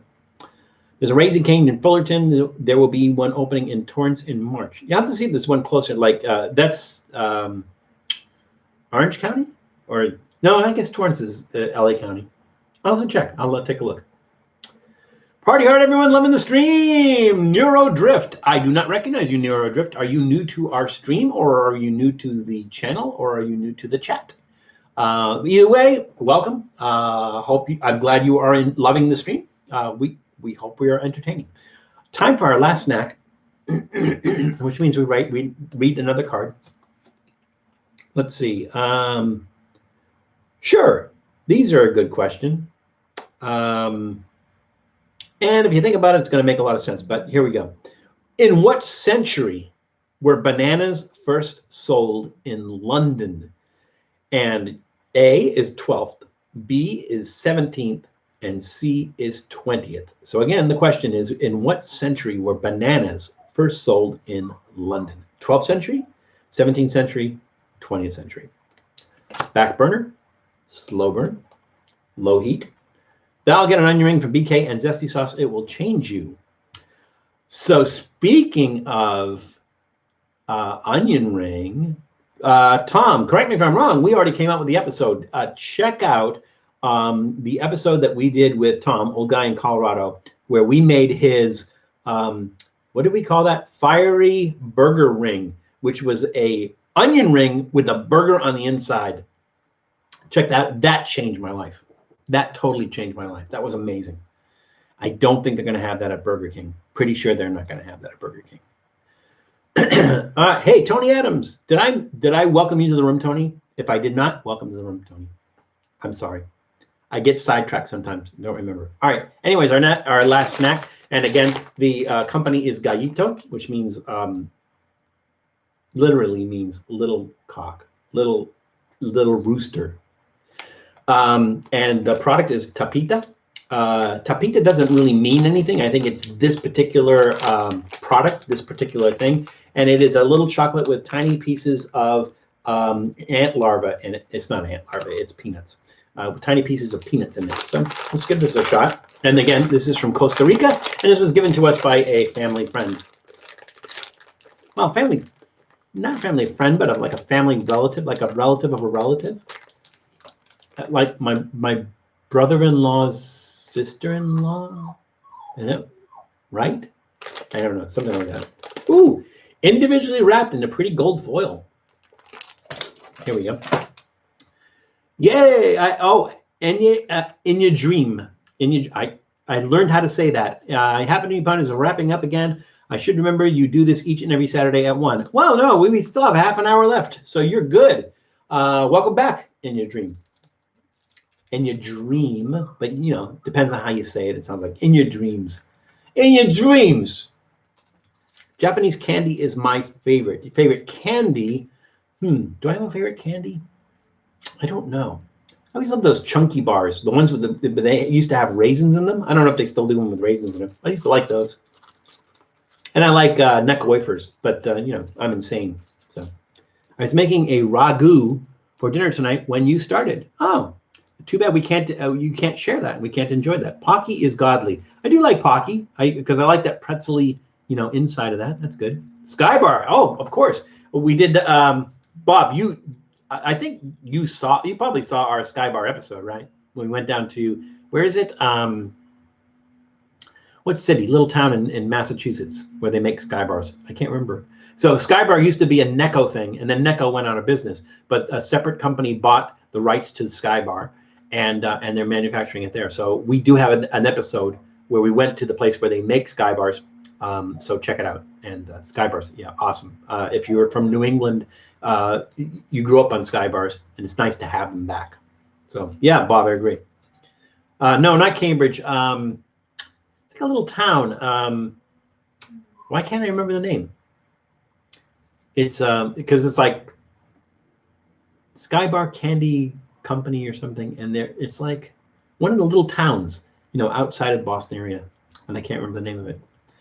Yeah, Necco. I think I got a pack of Necco wafers back here, one of the original Necco wafers, because now the Spangler is making them again. but I have one of the original ones.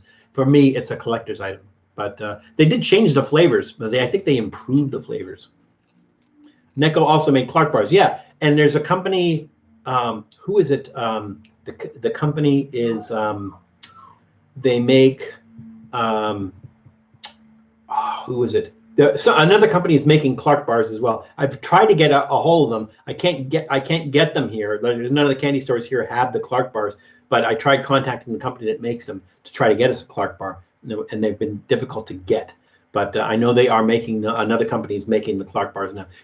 Almost everything that was made by Necco is now made by somebody else. So I think they brought everything back.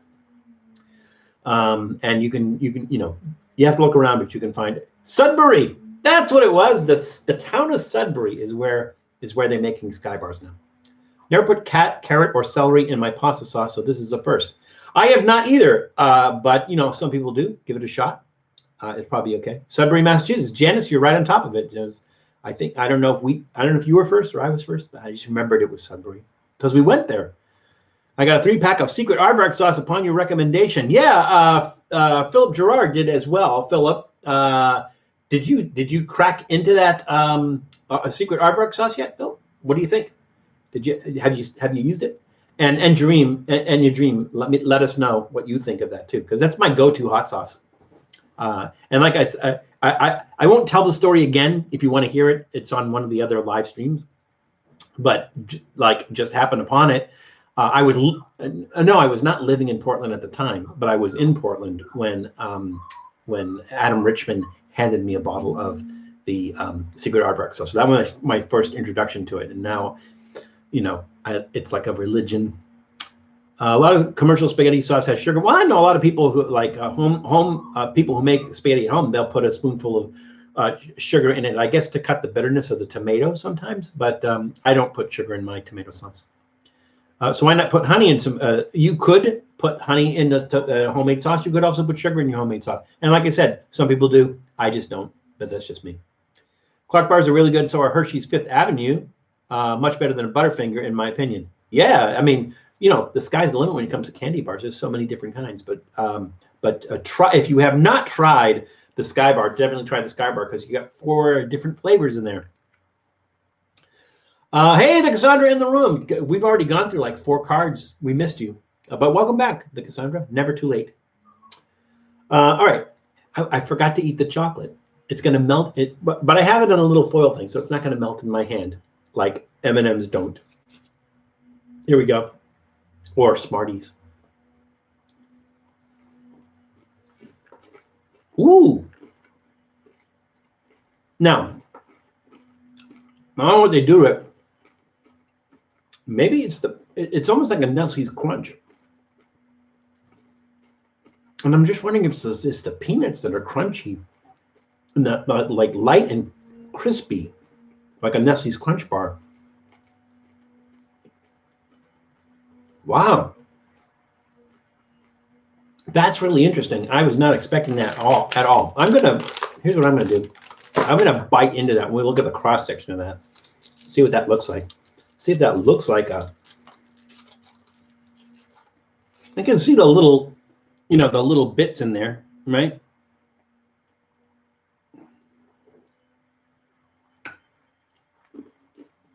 Yes, and your dream. I think it was Rice Krispies, not Rice Krispies per se, because it was much smaller. Either that or it was so tightly compacted that when you bit into it, you got like little pieces of it. But it was something like Rice Krispies in it. Yeah, these are definitely chunks of peanuts in there. Let's see. Can you get that? Really hard to get that to focus. I'll put it in front of my face. That doesn't help. Yeah, for sure. It doesn't look like a Nestle's Crunch bar when you look at a cross section of the Nestle's Crunch bar and everything, but it's really good. The chocolate's good.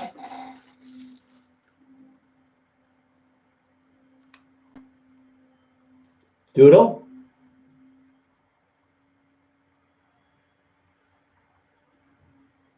That's weird. Bear with me for one moment. I heard a bad sound. Oh, he's okay. All right. Scared me there.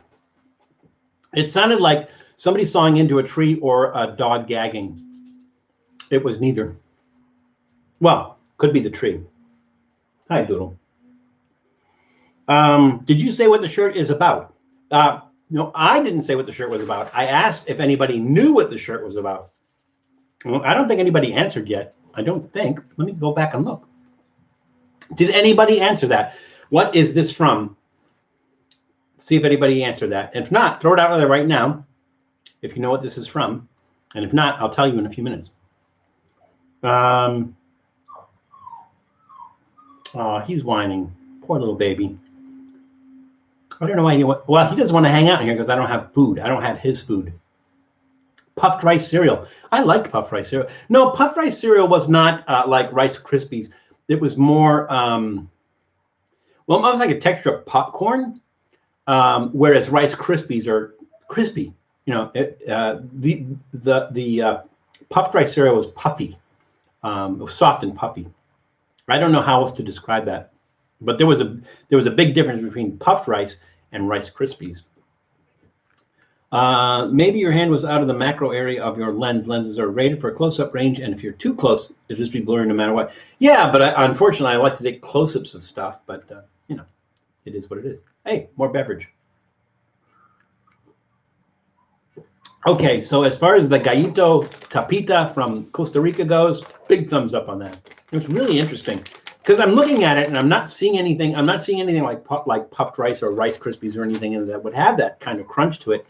It has the little chunks of peanuts in it, but it has that same crunch to it. It's really weird. I'm not sure where it comes from, but the flavor is really good. So thumbs way up on that.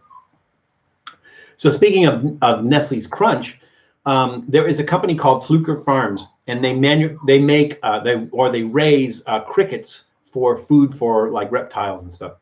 But they also have these little candies that are for human consumption, and each one has a cricket inside it. So it's a little bar about that big, and somewhere on that shelf there is a pin, and it says "I ate a bug," and so it comes in a little packet with in foil wrap, little packet, little square thing like that, and it's a chocolate with a roasted cricket inside it.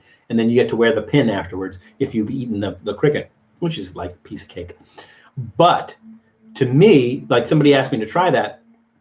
They said, what do you think? And I'm like, the chocolate's not great, but the cricket's not bad. And overall, the thing tastes like a Nestle's Crunch Bar. So with the texture of the cricket in that chocolate and everything was like a Nestle's Crunch Bar. So again, another good entry level bug eating experience if you get a chance to get Fluker Farms little chocolate covered crickets.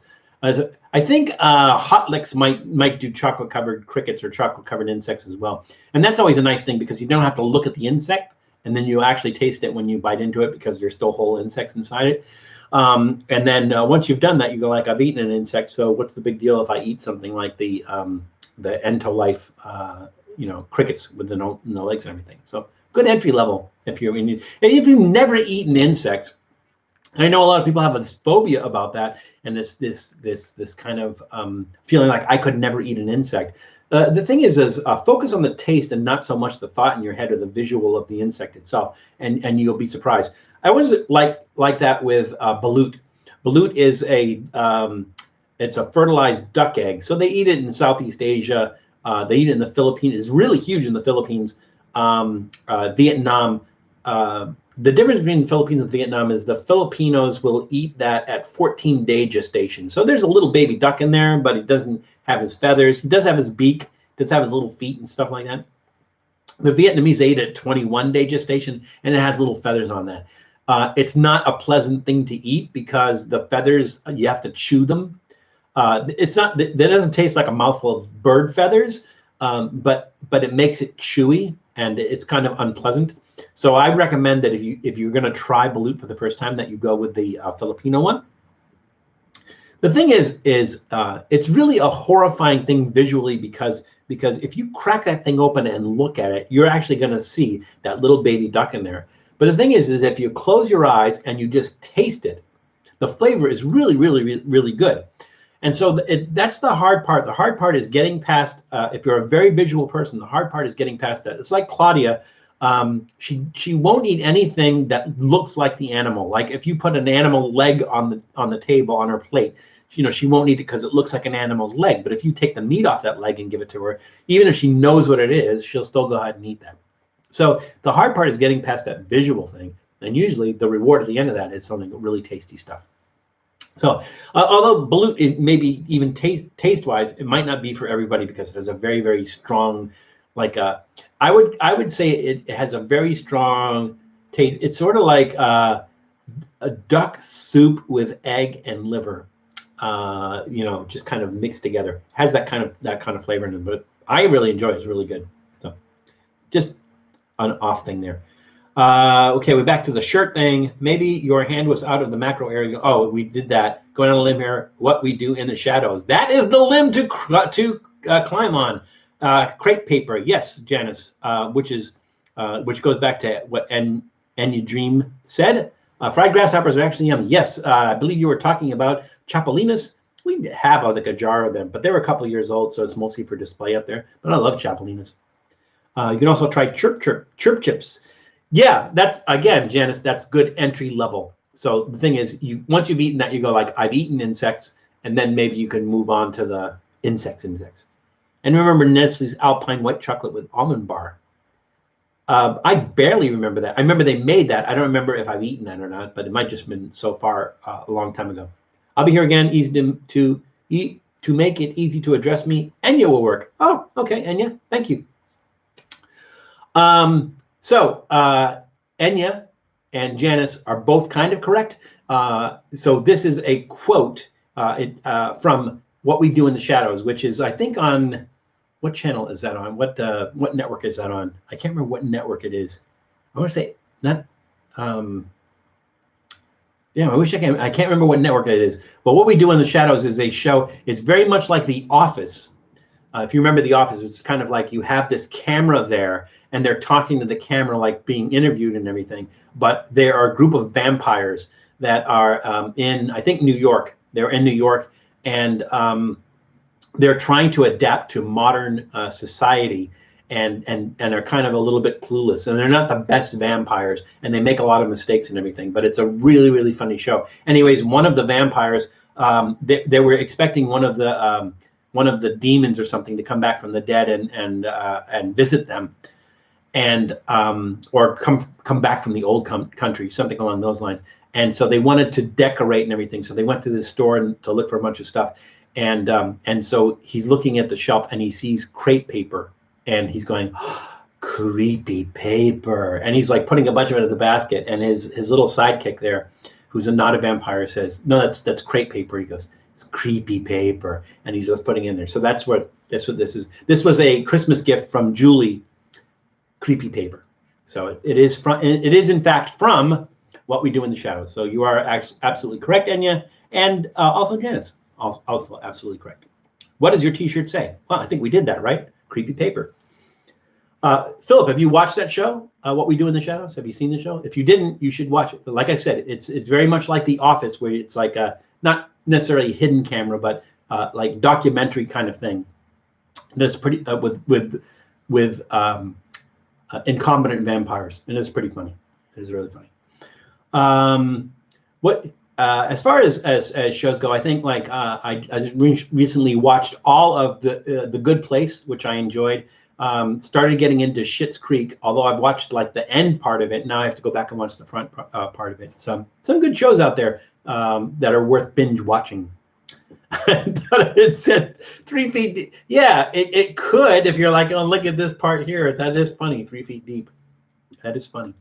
3 Feet Deep, by the way, was a band that Philip and I and Hope and Bob and a bunch of us, I think, went through very iterations. There were some, for the most part, there's probably 2 lineups that were pretty much constant, but then there were people going in and out of that. I was one of those people. So Matt blocked me from the Reckless Eating Twitter account. The purge is on. Why did he block you, Jim?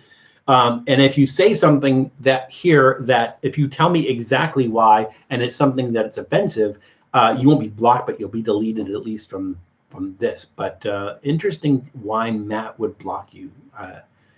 Why do you think Matt blocked you? Eat, beep, beep, beep, beep. That's what was it? Beep, beep, beep. Right? A drunk Bob Allen, I think. Beep, beep, beep. Or he was tripping or something, and he heard beep, beep, beep instead of 3 feet deep. That's funny. Always these stories that just keep popping in my mind. There's a show on CBS All Access entitled "Why Women Kill in One Season." It surprised me because I went into expecting a docuseries and got a comedy instead. That is funny. I mean, who would have thought that a show called "Why Women Kill" would be a comedy? I would not. But had a T-shirt with some of the letters falling off. One of these shirts, a creepy paper shirt with the letters falling off. 2021 is getting off to a good start. You do have a dry sense of humor, Sonic Jet. I think you're being sarcastic, but it's like hard to tell on a chat. Sarcasm doesn't really translate electronically too well.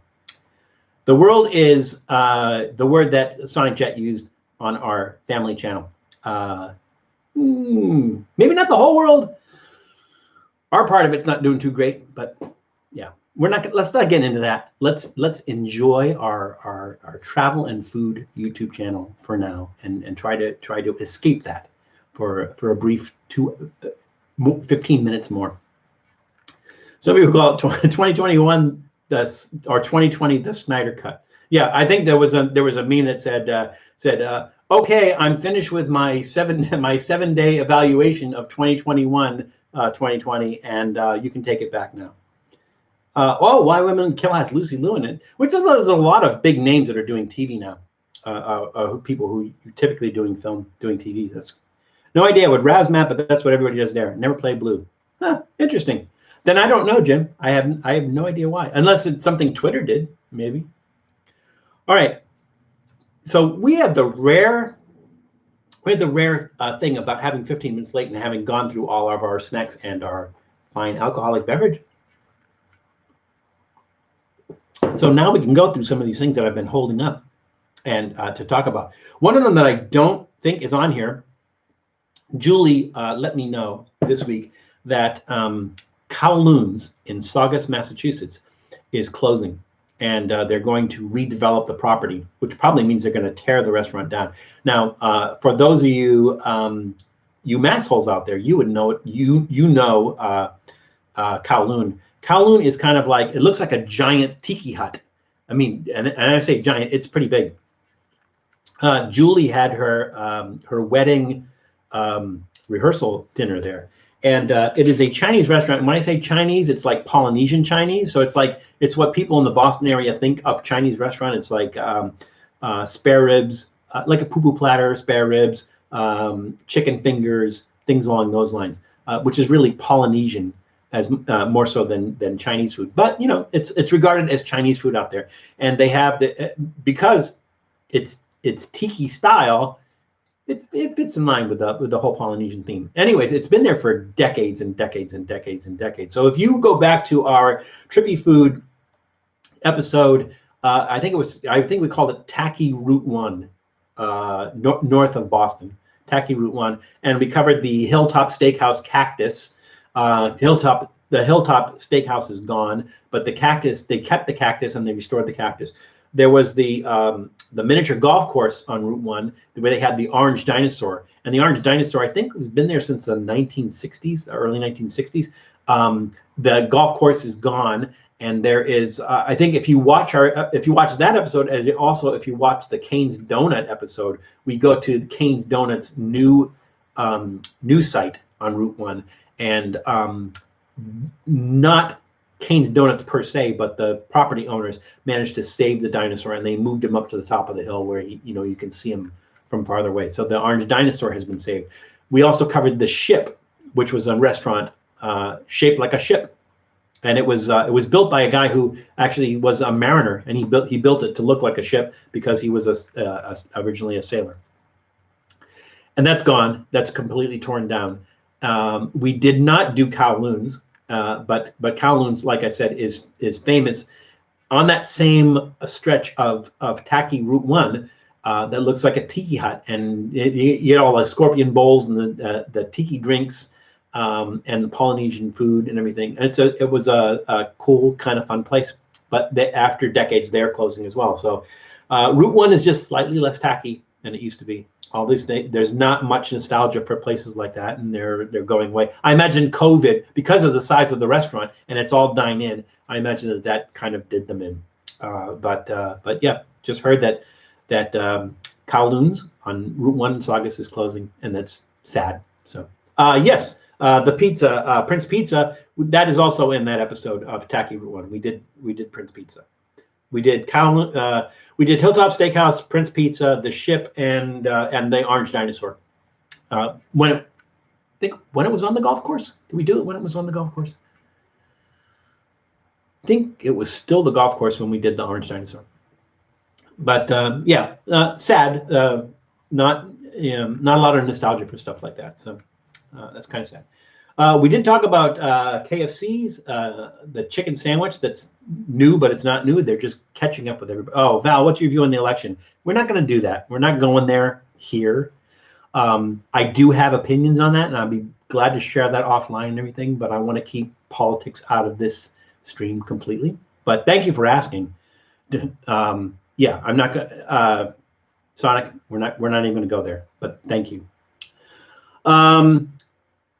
Okay, this one is kind of big. So Burger King just announced that they are changing their logo. So a lot of other companies are changing their logo right now, and Burger King is one of them, saying that they're going to change their logo. Ironically, they're changing their logo back to the logo they had, I think it was up through early 1990s, which was the bun with the word Burger King inside it and everything. So I was kind of surprised. Like, oh, Burger King's changing to a new logo. And then when you go to look at here, let me share this link, and you can see what I'm talking about. So I don't know if you're familiar with the current Burger King logo, but it almost looks like the Pepsi symbol, you know. And then they're going back to the retro. I think maybe 60s or 70s through the 90s logo, which was the bun with the Burger King logo in it. So really kind of weird. Everyone's making a big deal because they're going to a new logo, but their new logo is their old logo. It's kind of, I wish the Whopper tasted like the original. Yeah, but it's the same with everything. Like, I wish I could remember that far back when McDonald's like first came to the town that I lived in. This is back in maybe the late 60s or early 70s. And I'm trying to remember if it was good, if it was ever good. They changed a lot of, as these places got bigger, they changed a lot of things. Like, for instance, McDonald's, their French fries. McDonald's French fries used to be fried in beef fat, and that's what gave them their flavor, right? And everybody loved that flavor. So I think maybe it was also in the 90s. They decided, well, we're gonna not fry this in beef fat anymore, and now we're going to fry this in vegetable oil. So they started frying their fries in vegetable oil, and then people go like, "What did you do to the fries? They suck. You know, these things taste nothing like the fries that you used to have. Bring your old fries back. They were delicious." And so what McDonald's did was, rather than to bring back frying them in beef fat, they just decided, oh, let's add an artificial beef flavor to the fries. So that's what they did. They added an artificial beef flavor to the fries. So they try to approximate the flavor that they were getting before when they fried them in beef fat, but they're not fried in beef fat. They have an added artificial beef flavor. Kind of disappointing. But yeah, I think maybe we remember things. We go back decades and we remember how things tasted back then, and we go to the same place now and we go, it's different. It's not the same. That's the same with a lot of there's a restaurant called Casa Vieja in Bogota, Colombia, and they used to serve, I don't know what kind of coffee they used to serve, but they used to serve coffee was delicious. It was really awesome, strong, but not bitter, really, really, really good coffee. And then the last time I had gone there, they had switched over to Juan Valdez coffee, and Juan Valdez is a big chain in Colombia, and they switched over to Juan Valdez coffee, and Juan Valdez coffee is terrible. It's like Starbucks coffee. It tastes burnt, and so I was really, really disappointed. So a lot of things, like, you remember things being really, really good a long times back, and then you go and you have it again, and you think to yourself, oh, Maybe I just don't remember it was that bad. It's usually not the case. It's usually the case of it got bad. They just they decided to start saving money. They did something different. That's how it was. I missed a bunch of stuff because people were just like shooting stuff out there. So let's go back and let's see what we missed. Streams aren't the place to share opinions on it. Yes, and you're absolutely correct. That's why we're not doing it. Maybe we could set something. If you guys want to do that, if you guys want to talk about politics and religion or stuff like that, maybe we can set up not a stream necessarily, but something where we can do that. If you want to do that, we can have a dialogue about that. That's fine. But not here. And I apologize to anybody who wants to do that, but we're just not going to do that here. I saw that Burger King's logo. Yeah, simple. Let's see. Wish the Whopper tastes like original. We covered that. Saw several of the Yum brands acquired the habit. Oh, I hope. Well, here's the thing about Yum brands. It'd be nice to see them go nationwide because I love the Habit. Habit's really good. And it's one of my go-to fast food burgers here in Southern California. I just hope they don't do the same thing, where they're trying to save money. And yeah, I hope they don't do that to the Habit because I really like the Habit. And even if they go national, I would just not like to see that happen. I mean, another one's like Whataburger. Whataburger is only through the Southwest. So I don't know how far east they go. I know they're in Texas, Oklahoma, and the farthest west they go is Arizona. And it's kind of a cool chain. It's a decent fast food burger. It's not awesome, but it's a decent fast food burger. Their specialty is their breakfast tacos. Their breakfast tacos are awesome. But same thing. If they go national, is it going to affect the quality of the meat and everything? Maybe, probably. Don't know. How to jump off? Did you give your opinion on Chick-fil-A? Oh, yes, I did. I did because I went back to look at it and I saw that you had asked that, and I said it's okay. It's pretty good. It may be a little bit overpriced, but it's decent chicken. It's all right. Yeah. And again, not going to get political or religious here, but we're just talking about the taste in general. Yeah, it's probably it's decent. I have other favorite fast food chicken, and it is not KFC, but yeah, Chick-fil-A is pretty good. It's pretty good. It's not worth the lines. Like if you see the lines going around the block, it's not worth the lines, but it's pretty good. I remember in the 1990s, the meat was more fresh fire flame. Well, that's a mouthful. Fresh fire flame broiled, and that was just microwaved. I will say that if you take the three big fast food burger joints, which are McDonald's, Burger King, and Wendy's, Wendy's is still good. Wendy's is surprisingly good. I had not been to Wendy's in a long time, but I think if you look, I think last year we did an episode there because they came out with a new, it was like a beer cheese pub burger. and so we got that, and so it's served on a pretzel bun. And it was just really good. It was the meat was really good for a fast food burger, and I was just really surprised. I'm like, I wonder why Wendy's doesn't get more credit than Burger King and McDonald's for their burger, because to me it was really, really good. But yeah, and I don't know if you guys feel the same way. Wendy's, as far as their burgers go, pretty good. None of these places, not Carl's Jr. Or Hardee's back east. Same company. None of them, you look at their ads, you drive up to the place and you see the poster in the window showing this, the new burger, and then you order it and you open up and you go wait, where's the one that I ordered? Because it never, ever looks like it does in the poster or in the ads or anything like that. It's really disappointing, but yeah, Wendy's is pretty good. I would rate Wendy's much, much higher than Burger King or McDonald's. Pizza Hut used to bake their pizzas in ovens. Now they put them in oven conveyors and they suck.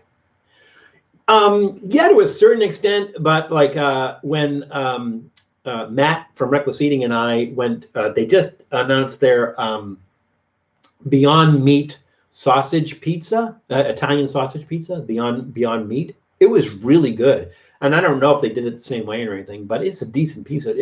I like their pizza better than I like Domino's. I would say I like it better than Papa John's, but I don't go to Papa John's because John Schlatter ruined it for me. Yeah, maybe it's the Pizza Hut. I don't know, but I found that one was pretty good. It was a pretty tasty pizza, so I'm not sure. I believe the vegans and Indians complained about the uh, Janice, you talking about as far as the beef using the fries, or which what was the complaint on the on? You said that they complained, but I'm not sure which specific subject we were talking about. Do you remember what the fish sandwich was called at Burger King about 35 years ago? Was it a fishwich? Is that right? Fishwich, if I'm not mistaken, or is I think it was called the fishwich. Fishwish, fishwish, fishwich, fishwich. Yeah, I think that's what it was called, but I don't recall. I don't remember. My favorite fish sandwich was the Fish-a-ma-jig from Friendly's, and they don't have Friendly's out here. They have them back east, and I think most of them are closing anyways, if they're not all completely closed now. Friendly's was like Brigham's, a chain of I'm going to call them ice cream parlors for lack of a better term. So they had it was mostly they served ice cream, but they also had counter service, and they had sandwiches like and burgers and things like that they would serve as well. And one of the ones that they had at Friendly's was the fish majig, and the fish majig was, I think it was tuna. It was tuna. It was like a grilled tuna sandwich. It was really really good. But I think they've gone by the wayside. Bob, maybe you can join. Bob, if you're still here, I hope you can chime in on this. Are the Friendlies all gone now? What has happened to Friendlies? I think maybe we talked about this a couple months ago that they filed bankruptcy or something. I'm not sure.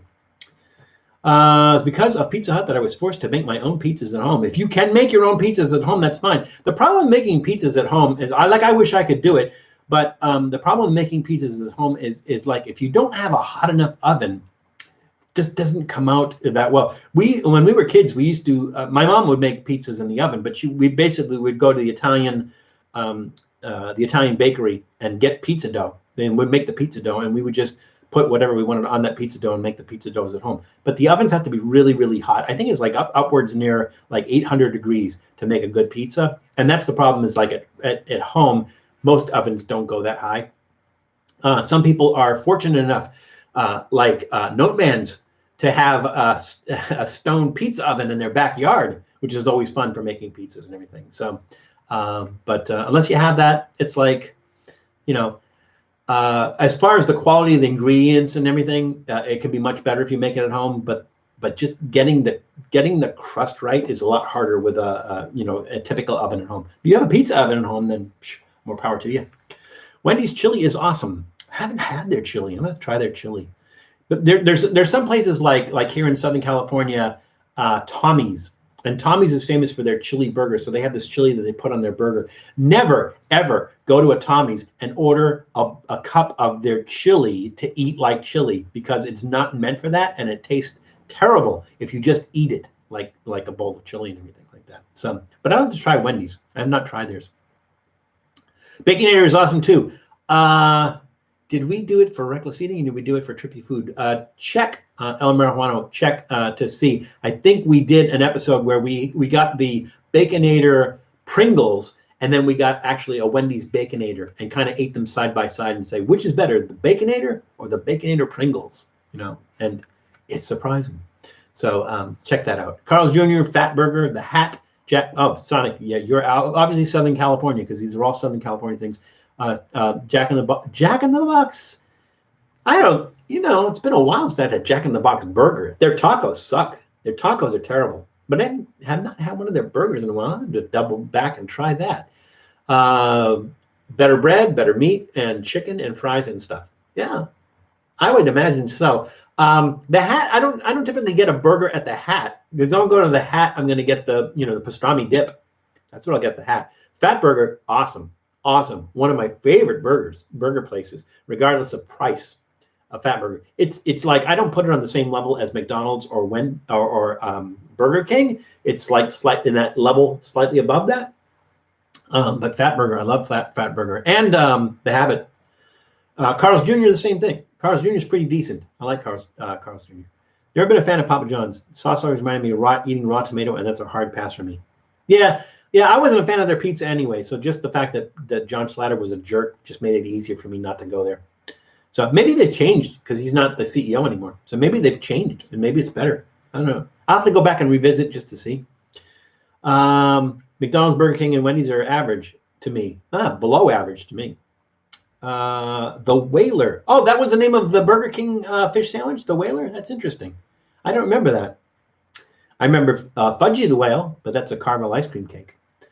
Oh, yeah, I'm going to run through this real quick. I'm going to go a few minutes over. I hope that's okay because I want to get to all these questions and statements. I think it's a fun, interactive discussion, and I want to make sure that I get to that. So, is it okay with you guys? We want to run a few minutes over. Is that all right? Because we're at 3 o'clock right now. But I want to get to these last questions and statements.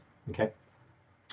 So if you can't stick around, you got to go. I understand. But if not, stick around. I'm going to get through these, and then we'll call it a day. So the beef tallow and the fries is why the vegans. Why the vegans and fries? Yeah, but that's where the flavor was. They don't eat beef in India. That's right, they don't. Yeah, it's too bad. So they complained. This is back in the 90s. They complained, and they're the ones that got them to change to the vegetable oil. Yeah, and then fake beef flavoring just to make them taste like they used to appease the people who enjoy them. So kind of weird. Sonic is probably the last place on my list for burgers. Never had a good burger from there. Well, El Marijuana, I don't know if they still have them anymore, but Sonic did have what they call a blended burger, and they had a name for it, and I can't remember what it was, but it was 25% mushroom. So the mushroom was mixed into the burger, and I can't say like oh my God, this is the best beef burger I've ever had, but it was very an interesting taste and savory because they mixed it with mushroom. So it was worth a shot. Next time you're at Sonic, if you go back to Sonic, the next time you go back there, see if they have that. I think they call it a blended burger. I can't remember. We did an episode on it, and it's 25% mushroom, and it's an interesting taste. It's something interesting to try. So I would try that. I would recommend that you try that. In-N-Out Fat Burger are some of the best, and Carl's Jr. too. I'm gonna disagree with you on the In-N-Out. If you want me to get specific, I'll tell you why that In-N-Out is not in my list of favorite burger places. And their fries are terrible because they cook them wrong. As a matter of fact, so I had In-N-Out last night and a double just because people say, oh, you can't just order a regular burger, you have to get a double. Yeah, you have to because the patty is 3 ounces, so there's no meat unless you get a double. Right? They also say they use fresh meat, so they're cooked to order. So I'm like, great. I want my medium rare. I'm sorry, you can get it medium rare. I mean, medium well or well done. I'm like, great, okay, fine. So I was a little disappointed in that. They don't have a lot of toppings available. You can get grilled onions on it, which is nice. But other than that, not a lot of toppings on there. Like Five Guys, there's like 30. I think you saw our episode where we went to Five Guys and we got it with every single topping that they had there. That's going a little crazy. But as far as the fries go, they take the potatoes, they cut them, they throw them right in the fryer. Now, here's the problem with that. The problem with that is you have to either blanch the potatoes or twice fry them to get the potatoes to cook all the way through and to get that starchiness out of it. Now, the blanching takes the starchiness out of the potatoes. Otherwise, they're going to be really starchy and pasty. And so that's the problem with it. So somebody told me, oh, well, the problem is when you go in there, you have to ask for them well done. Well, we did that last night. I asked for them well done. They're worse. They're worse if you ask for them well done. They're crunchy. They're worse. So In-N-Out, worst French fries of any other fast food place, and the burgers are like skinny ass patties that are medium to well done. Yeah, so not really big fan of In-N-Out, but I agree with you on the other ones. I have a pizza stone and peel. Good for you, Enya. That is awesome. I would make pizzas at home all the time if I had that. Tops of Pasadena, Tops Junior, Tops on Walnut make great chili burgers, pastrami burgers, and avocado bacon. We did Sonic. We did an episode on the pastrami burger at Tops. So check that one out. If you hadn't seen that, we did do the pastrami burger. Awesome. It was awesome. Use the microwave is the same thing for making pizza. I don't think so. Yeah, I don't care if you run an hour. Well, I know you don't, and there's just some people who don't. I know that like some people stream for 12 hours We're not going to do that though here. But I think we asked very early on how long would people want us to go, and I think the max they wanted to go was 2 hours. So I imagine some people have already left, but those who hung out will, like I said, we'll finish our list here. We're going a little bit over. That's okay. But I do have Dallas Deputy Sports DJ, my grandson. He's having a birthday thing, and I don't want to miss that. So I'm not going to go too far over. Living the dream in C19, baby. C19? Where is C19? I'm missing something. By the way, Happy New Year to 2020. Yeah, we did a New Year episode. Did you like, Sonic, did you watch our New Year episode? Did you like that? Sitting at home with my wife on a Saturday afternoon playing some video games. That's nice that your wife enjoys playing video games with you. That's a rare thing, I think. Although my daughter and her husband, they enjoy playing video games together, I think. First job in high school was Burger King in 1986. Wow. Yeah, that was probably a lot of people's first jobs. Same here, In-N-Out is overrated. No, I'm not going to fight you, El Marijuana. I agree with you completely. Blanching is easy. Boil water, add potato, cook 1 minute, remove. Cool. Yeah, exactly. So, yeah. And yeah, you're absolutely right. But why can't they do that? Everybody else, well, actually, okay, so here's why McDonald's French fries are better, because they flash fry. I don't think it flash fry them, or they cook them first and then they freeze them, and then when they go to McDonald's, you're frying them a second time. So that's why McDonald's French fries are better. You know, and even if you like the fake beef, whatever. Hey Phil, that's okay because we went over. We went 6 minutes over, but always good to see you. It's like I said, I get to talk to you more here than we probably do in real life. So always fun. Brother Philip leaving the room. Everybody say goodbye to Philip, and hopefully we'll talk and see you soon. Oh, Phil, by the way, that message that you sent me, let me know what I can do to help you on that. I think I sent you a follow-up, but I don't know if you saw that or not. So let me know. Yeah, Doodles just came in, touched my leg, ran back out. Tell Dallas happy birthday from the Stream Bunch. I will. Maybe he's watching. I don't know. If he's watching, everybody say happy birthday to Dallas. DJ, as I like to call him. Let's see. Actually, Sizzlers steak fries are the bombs. Sizzlers, they just declared bankruptcy. I think they're all going to be closing, if I'm not mistaken. Maybe it was just like one branch or one franchise of Sizzlers. I might be mistaken. But Sizzlers food in general is not that great. And so, like, you know, it would be hard. Maybe I should just go in there and go, give me your fries and try the fries. My favorite fries, you guys are going to laugh. My favorite fries, Five Guys. You go in there and you can get the regular fries or the Cajun fries. Either one are both good, and they're bigger. They're not quite steak fries big, but they're bigger. And so here's the thing: it's like never ever order a large order of fries there. Just go in there and just say like, I'll have small order of fries, and everything's to go, right? So they take a cup, you know, maybe about this big, cup about this big, and they take the little scoop and they put the French fries in the cup, and they put the cup in the bag. Then they take another whole scoop and they just pour that into the bag on top of the cup. So it's like it's not in something. They're just pouring them into the bag. So you get a small order of fries. There's enough to eat like at least 2 people to eat that small order of fries from Five Guys. So if you go to Five Guys and you get the fries, you should, because they're really good, but they give you so many fries. So that's a plus. That's a plus there. With A1, fries with A1. So I always like to do like a mixture. I do a mixture of ketchup, hot sauce, black pepper, and either A1 or Worcestershire sauce. And then I just kind of mix that up, and that's what I dip my fries in. So I don't like just regular ketchup, so I dress it up. I call it disco ketchup. Love the Cajun seasoning, but it gets all over your hands. It does. Never tried Five Guys? You might have to try it. Sonic, you will have to try it. Do it. That's your homework assignment. The next time I see you, you should have eaten at Five Guys. Be creative with the toppings, because they have like 20 different toppings, and they're all free. So the only thing that's not free is the bacon and the cheese, but you order it that way. So you order a cheeseburger or you order a bacon cheeseburger, then all the other toppings are free. Go crazy with it. You know, don't go too crazy with it because it gets a little bit overwhelming, but definitely try that. Your homework assignment, Sonic Jet. Next time I see you, I'm going to ask you about that. How was your first trip to Five Guys? What about Checkers and Rallies? They're really good. Johnny Rockets, overrated. Steak and Shake. Don't know what that greenish brown sauce they put in it, but I don't like it. So a lot of people like Steak and Shake. Wait a minute. Am I saying Shake Shack or Steak and Shake? Shake Shack. I think Shake Shack is what I'm thinking of. Don't like that sauce they put on the burgers on the Shake Shack, but a Steak and Shake is really good. I do like Steak and Shake. If you had large fries at the Hat, it's probably twice what you get at Five Guys. Yeah.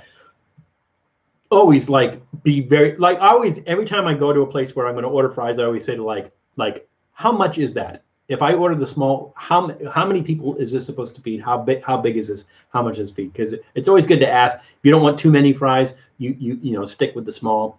But some places you get the large. Like I want a large order of fries, and they come up with something like that. I go, that's large. So you never know. I do like Red Robin's. I like the variety of their burgers, and I like their really spicy hot burgers. Those are really good too. That's in a different echelon because they're like I think they're like half-pound burgers. They're pretty large burgers, but I do like Red Robin's. Then there was one that I think I went to one in Costa Mesa in California, and so I know there's some in Southern California. But when I lived up in Portland, Oregon, there was a few up there as well. I do like Red Robin. The thing I like about the Hat is that in addition to the fries, that you get that orange bang. We had to do something special with orange bang. I think when we did the Hat episode, we did an episode at the Hat. We had an orange bang, but we never did anything special. The orange bang, and I don't know why that is, but Southern California really needs to embrace that and embrace the fact that it's a unique thing that they have here in Southern California. So I agree. Janice, the chili cheese fries are on a cardboard cup holder container. It's at the Hat. It's large. Okay, I think we got. I don't want to go too. I don't want to. I know some of you will stay with us for hours. I don't want to go too far and everything because I think a lot of you are used to the 2-hour thing. I want to especially thank if they're still here. I want to thank Dave and Sharon and Fletcher and Tate from the UK, from Liverpool, from joining us for the first time today. It was great to have you on. It was nice to have you interactive and everything, and I hope you enjoyed it. So it was great to have you on. We've had some people that we haven't seen in a while, which is nice. And we had our regulars, which is also nice. We're always welcoming for other people. And this is, again, I know I say this and I always sound like a broken record, but I mean this sincerely. This is the high point of my week, is being able to do this and interact with you. And it's always a good time. We're always trying new things together. I learn from you. You learn from me. We learn from the cards. Did we ever answer that last card? We didn't. Is it important? I'll just answer it right now. Which century were the bananas first sold in London? The answers were 12th century, 17th century, 20th century. The answer is 17th century, which makes perfect sense because everything started coming over from the Caribbean in the 1600s, or late 1500s, early 1600s. So yeah. So anyways, good to see everybody, and stay safe out there. It is, I mean, you know, I always say it's crazy out there. It is crazy out there, and it's still crazy. It's even crazier if you think about it. So please, please, please, please, please, please, please be careful. Please take care of yourselves. That's really important. And it's also really important to take care of others. So take care of yourselves, take care of others, and we'll definitely, definitely see you soon. Thanks, everybody. Good to see you.